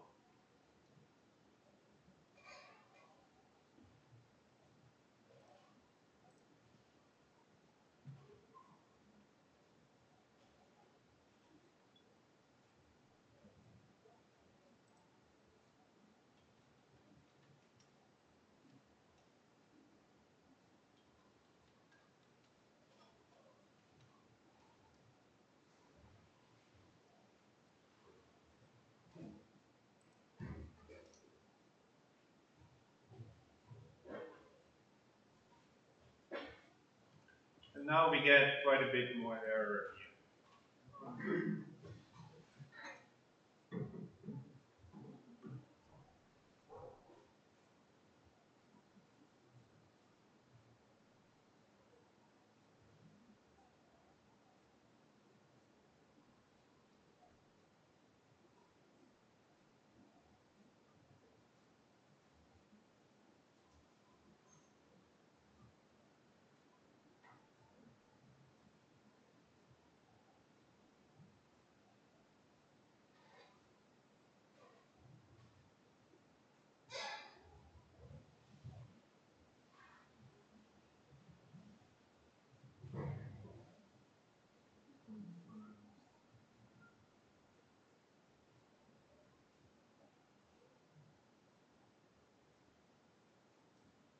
Yeah, then here it starts to diverge for the points. The first 3 are perfectly matched because those are the ones that I used, but all the other points have quite a bit of error now, right? 0.25, negative 1.1. And so the problem is here, after my points are distorted by noise, I still only take the top 3, which is, why would I take the top 3? There's no reason to assume that those are the best matched points, right? So instead, I want to use all the points. And this leads us back to the Euler-Moore, Penrose-Moore pseudo-inverse method, which is actually really cool.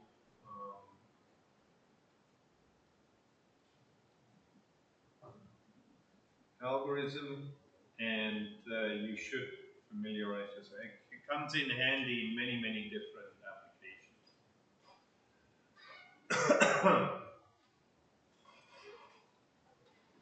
I don't want to generate new ones here.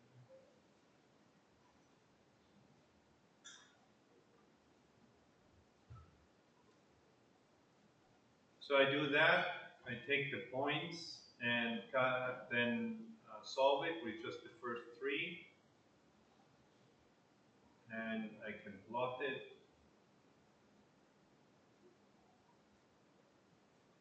We can see what the solution should be.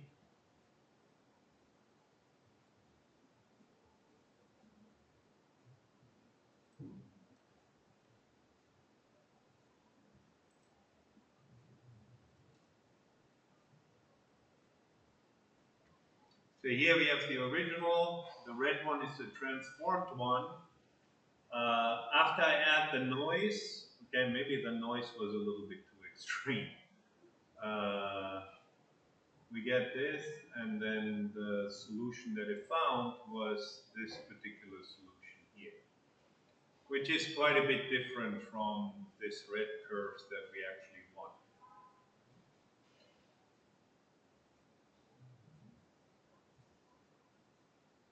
So let me reduce the noise a little bit.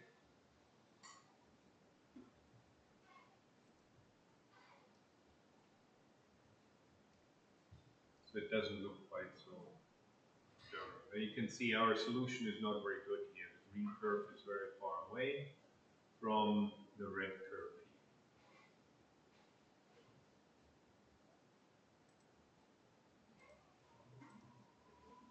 here. And that's what happens if we don't calculate that.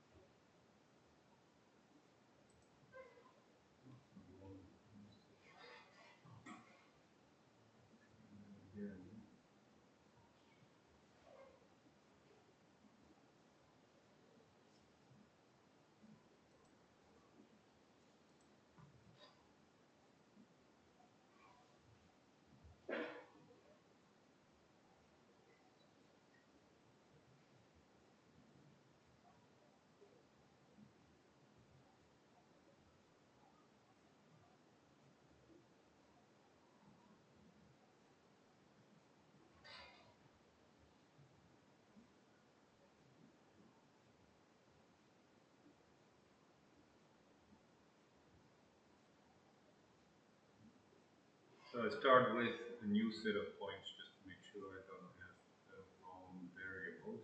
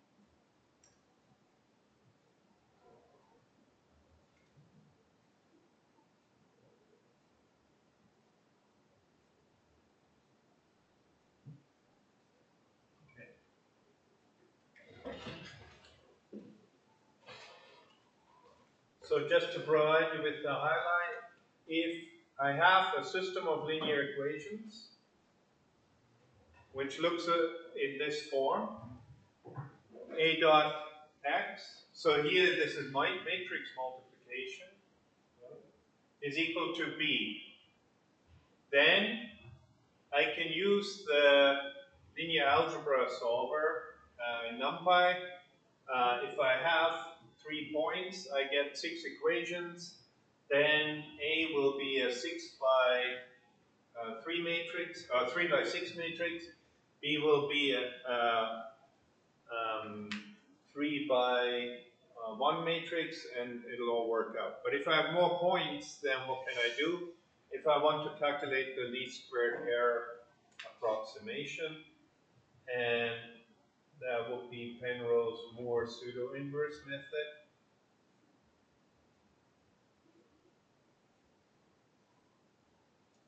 And the really cool thing, in order to calculate the least squared error,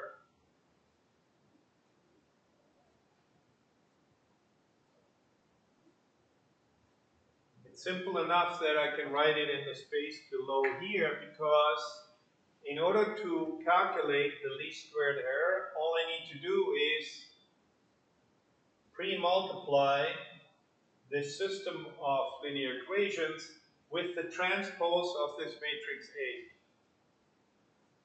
So I get AT multiplied by A multiplied by X is equal to AT multiplied by B. Right? And then the solution that I get, this X, will be your least squared error approximation, which is what you're looking for. You don't have to do any transformation back or anything like that. So this is really cool. This means that it's quite easy to calculate the least squared error approximation for these kind of systems, and it's a very useful technique that you can use in many different areas of science and robotics, anything to do with linear systems, which is basically everything. So here, if you look at it, then I create my system of linear equations. The only difference in the code is these two lines, right? This line and the previous line. When I create the system, okay, I didn't use points and points too, but here I only use the top 3 points, right? Only column 0 to 3 of HD. And here,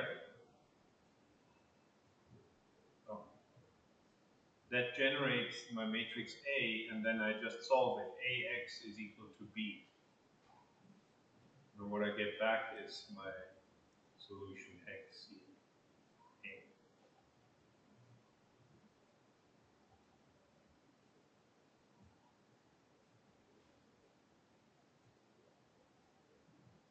Now, I use all the points in order to create my system. So I get a different matrix A. A will now have, since it's a column vectors, A will be a 6 by n matrix. And 6 times, no, 2 times n, 2 times the number of points, rows, 6 columns, and I need to multiply it by the transpose, which will give me then a 6 by 6 matrix. And then that's what I can solve. So it's the same solution, it's just pre-multiplied by the transpose of A.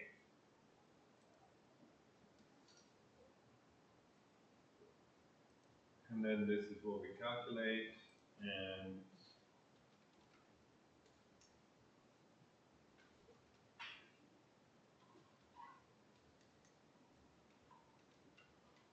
Here's the least squared error approximation of our point cloud. And there you have it.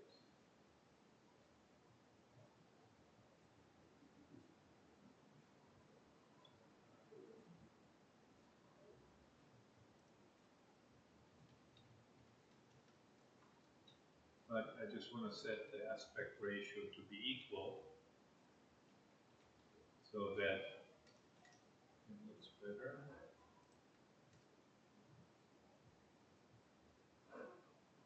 So, okay, even with a lot of noise added, we get the points.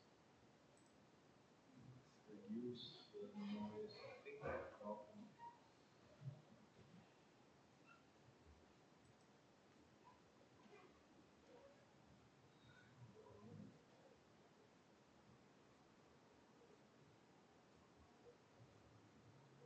Then the match is almost perfect. It'll be a little bit too perfect. So,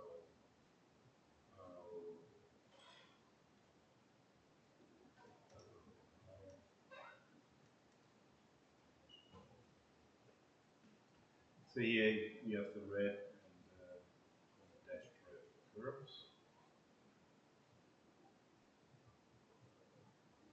And I curve the dashed red curve and the green curve. And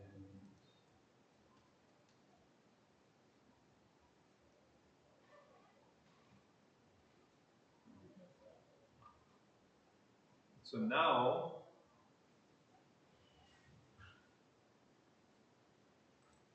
so far, the problem is quite easily solved, but we made one very big assumption that is usually not clear that we can make in practice.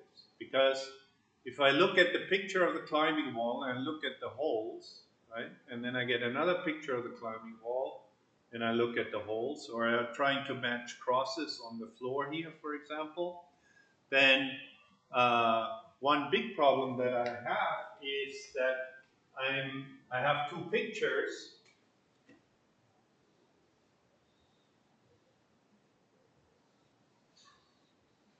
And let's say I have a shape here,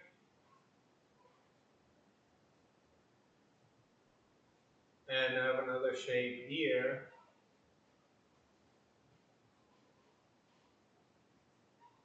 Distorted by noise.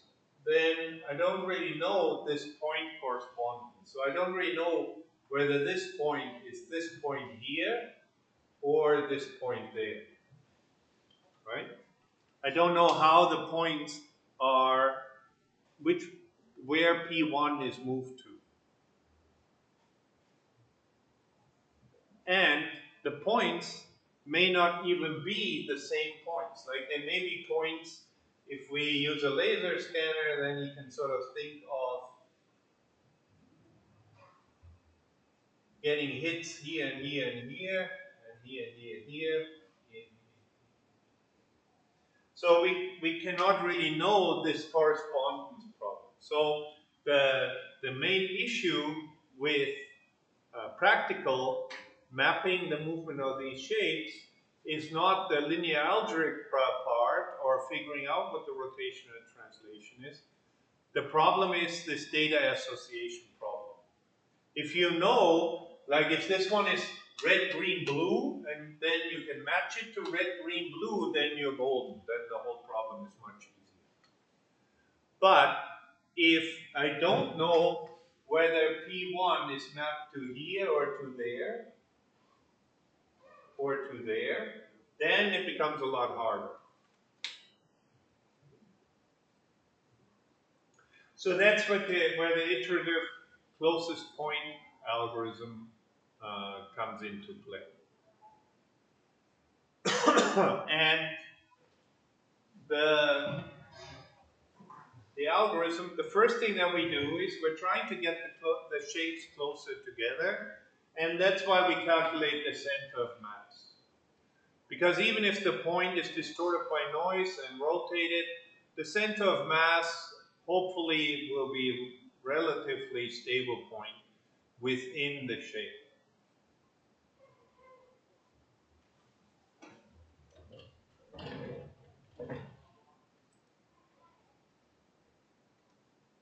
So here we can take the 2 points and we can calculate the center of mass. And then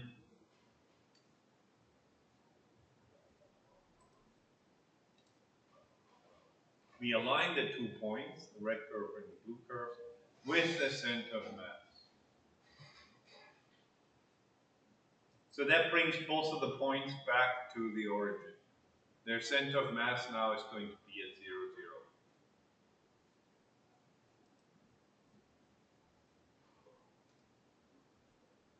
Now for the actual optimization step, we create the matrix that corresponds to the points and their mappings.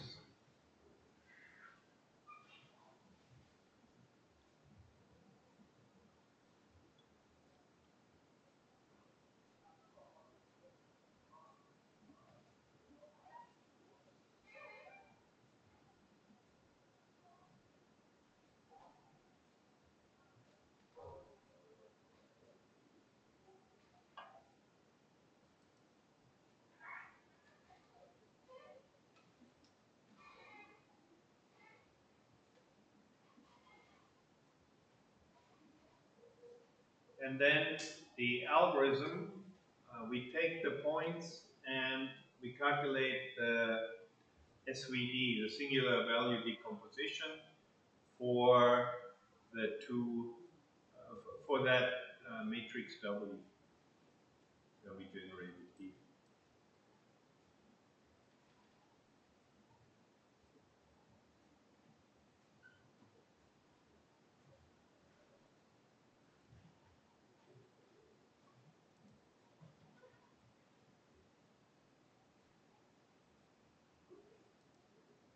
Now, from this matrix, I can extract the rotation angle, which will be the outcome of the rotation of V transpose multiplied by, or U multiplied by the V transpose, which gives me the angle, and then the translation is the reference between the two center of masses.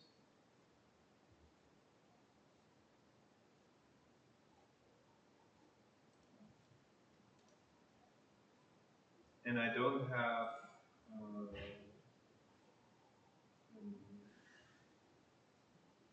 an example for that yet written, but the big problem is that now I can change the data association. So now it will take a step and it will calculate the mapping between the two different points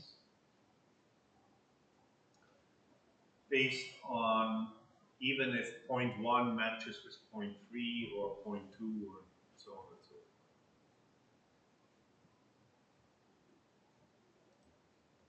forth. So let's see that in action.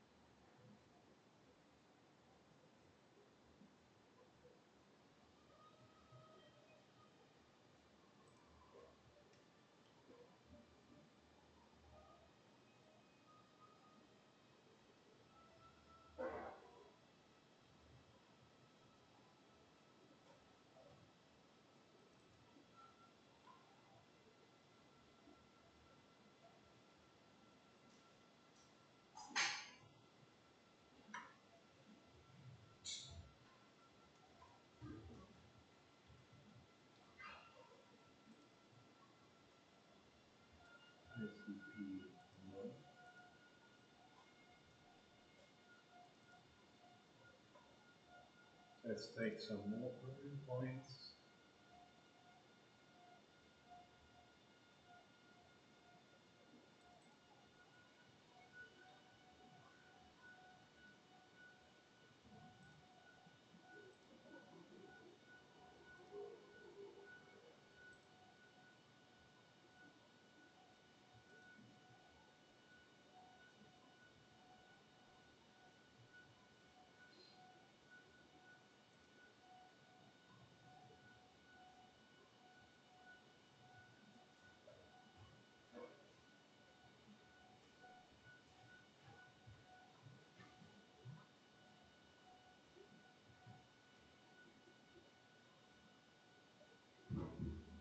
So this would be our sample problem. Um,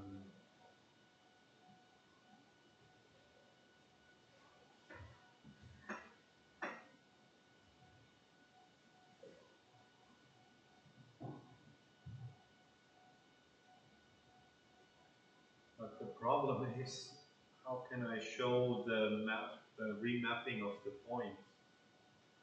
If I resort the points, then the shape will look totally different. So I need to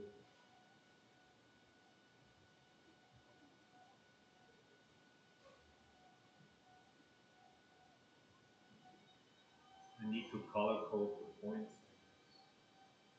So let's try that. Um,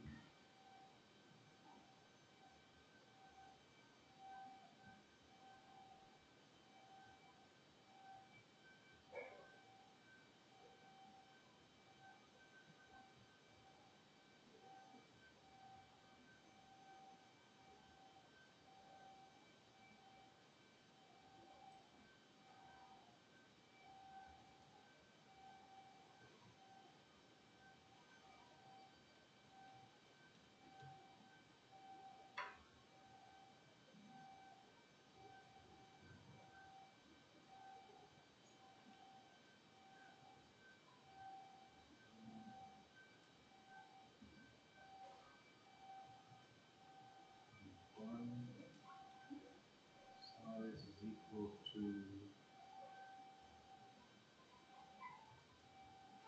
5.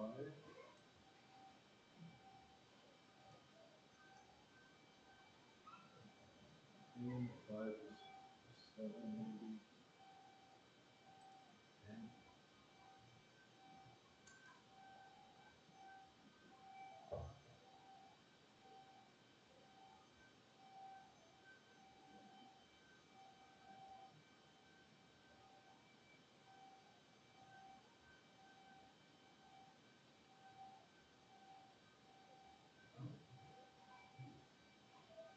color is equal to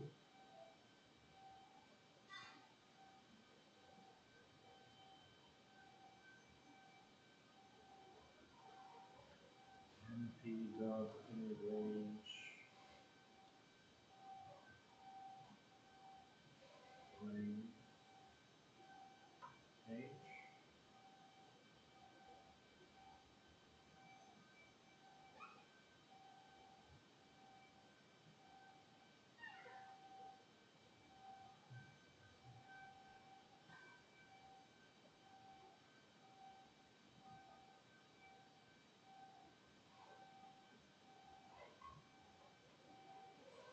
Let's take fewer points so that colors look better.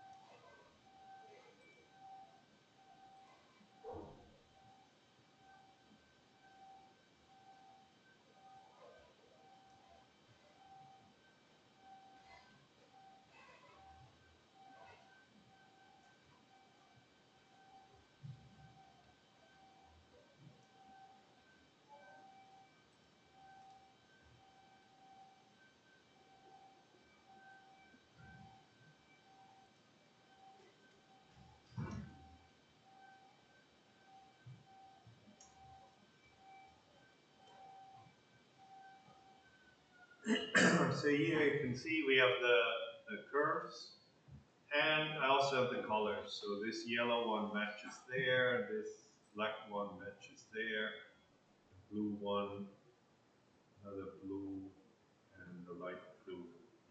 So now I want to reshuffle those points.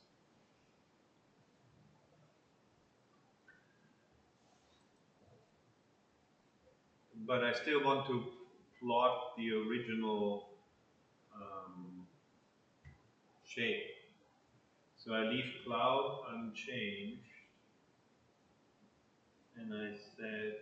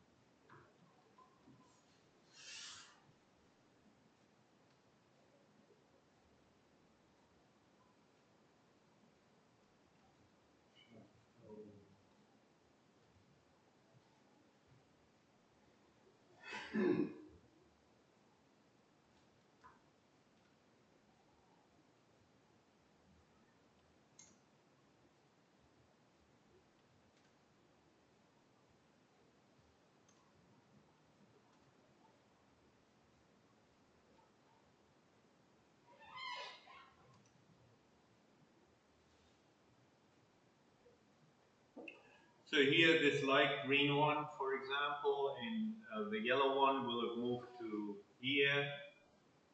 They're now in different order, the points.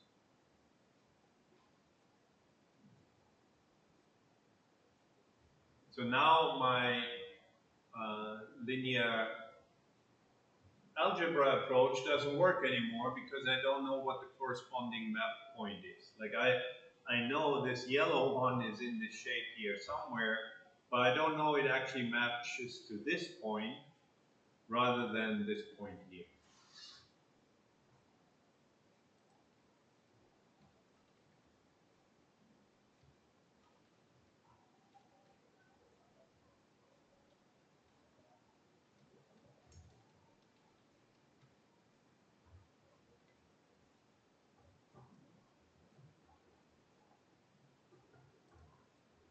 So now we take cloud shuffle and we apply our iterative closest point algorithm.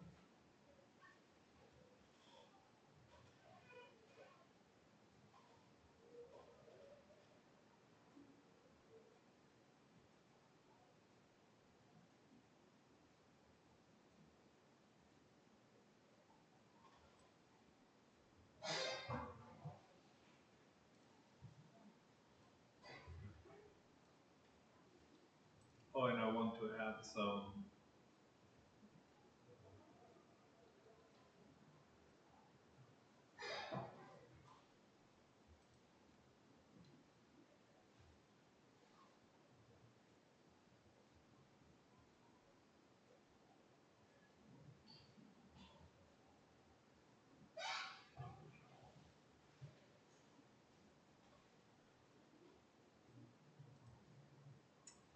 add some noise to it as well. So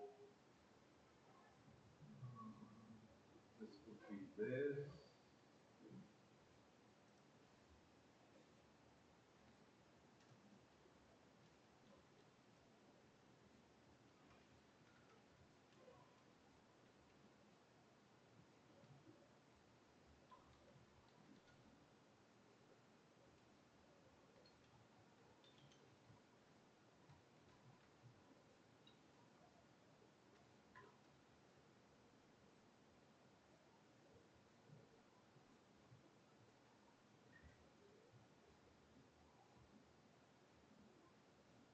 Cloud shuffle could be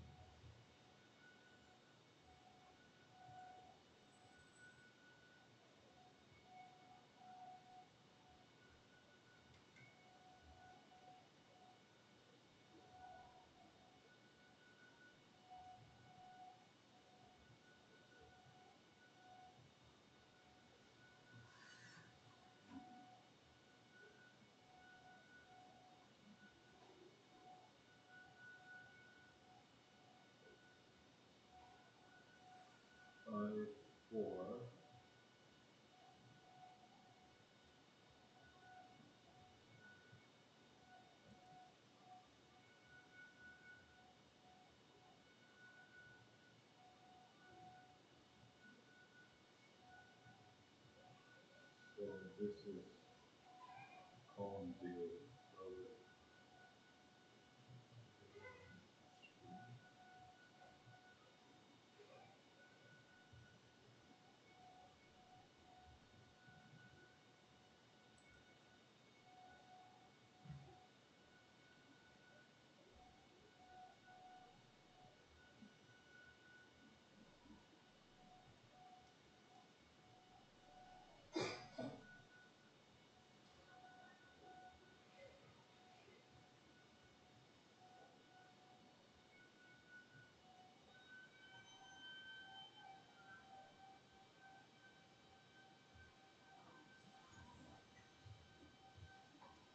So wait a minute, that should be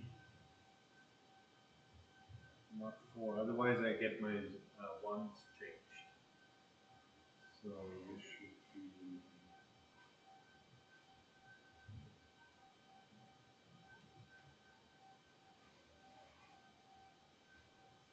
0 to 2. We just modify the first two coordinates.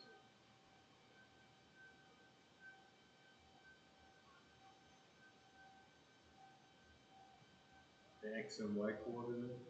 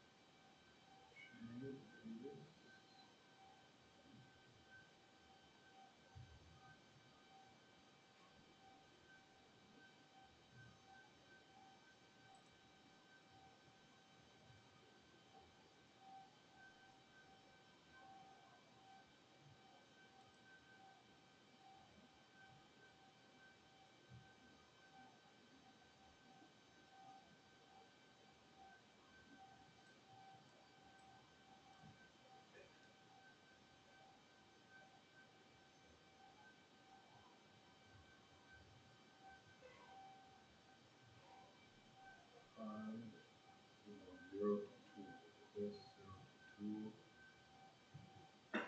0 to 0. Ah, count shuffle.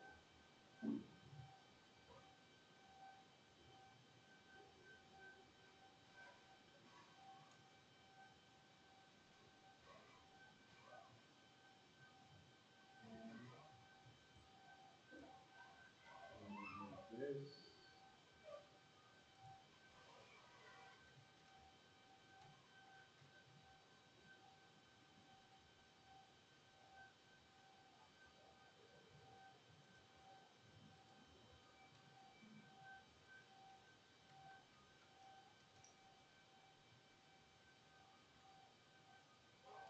So here's our shuffle point clouds, randomly generated with some noise added to it.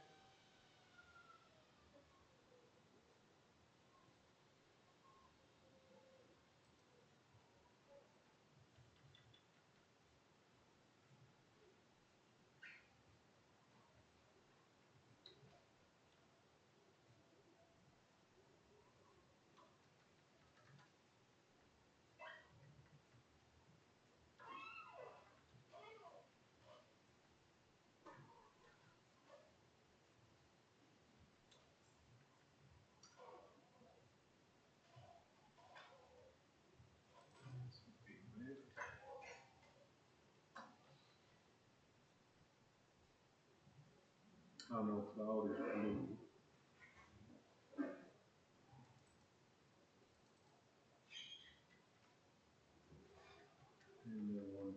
this one.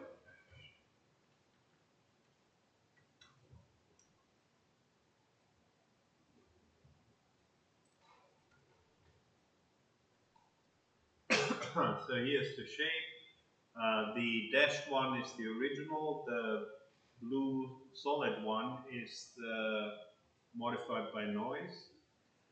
And the point mappings are shown with the colors of the circles there. So then we calculate the center of mass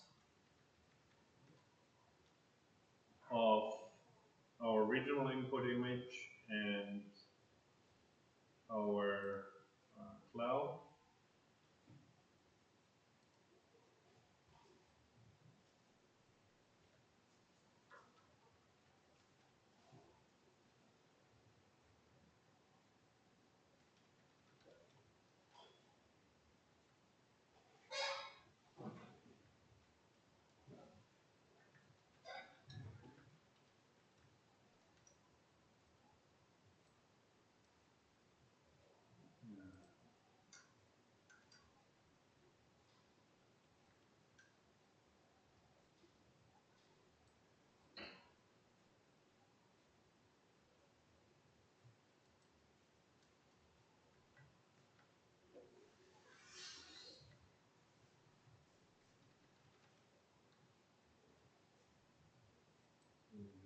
Adjustment.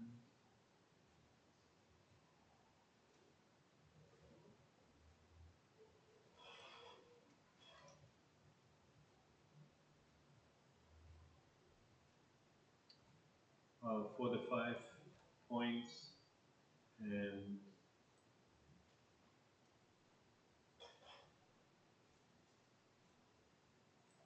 our center of mass.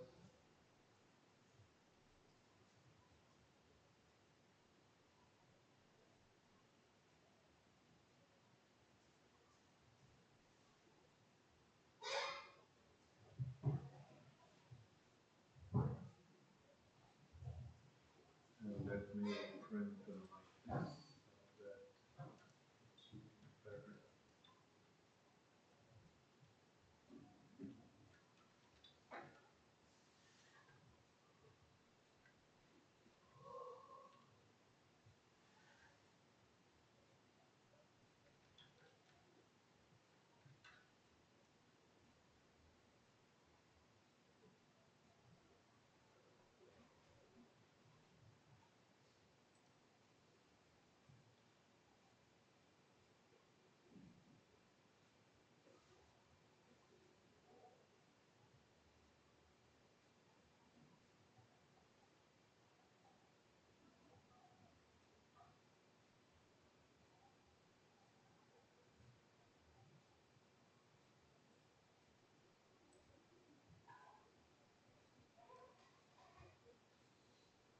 So now we calculate this matrix W, which is the matrix of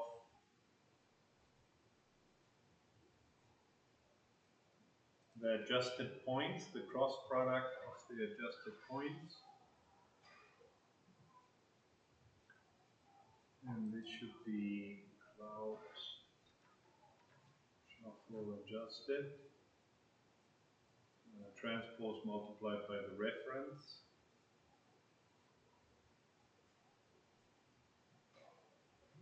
And then we calculate the singular value, SVD decomposition.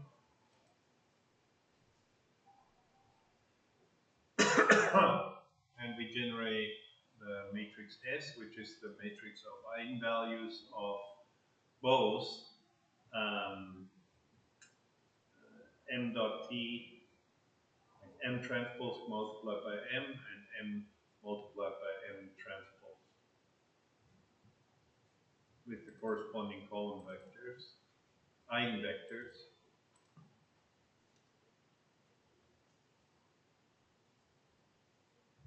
And then we can extract the rotation translations.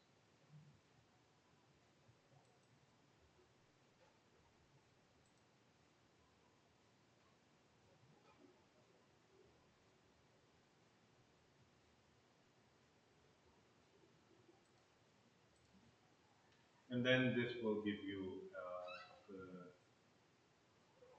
the solution based on the iterative closing point algorithm.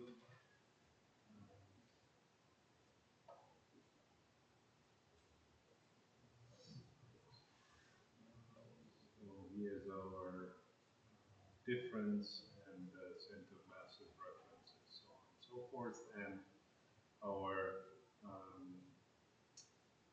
rotation matrix. Then you have to map it back.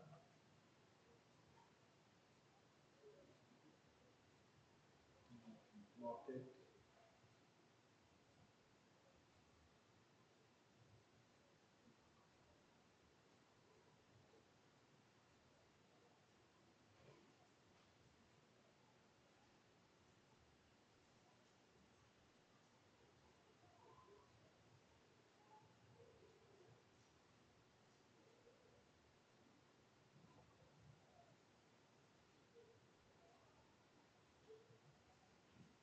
So here's a translation vector and our theta.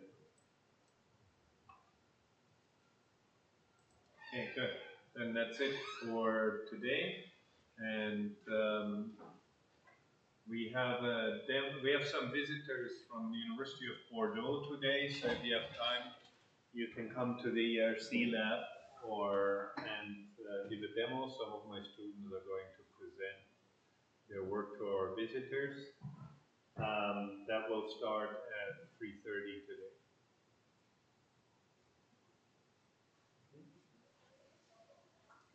And generate some more sample images that you can use. Well, except this one. This one will has to be a flat-on view.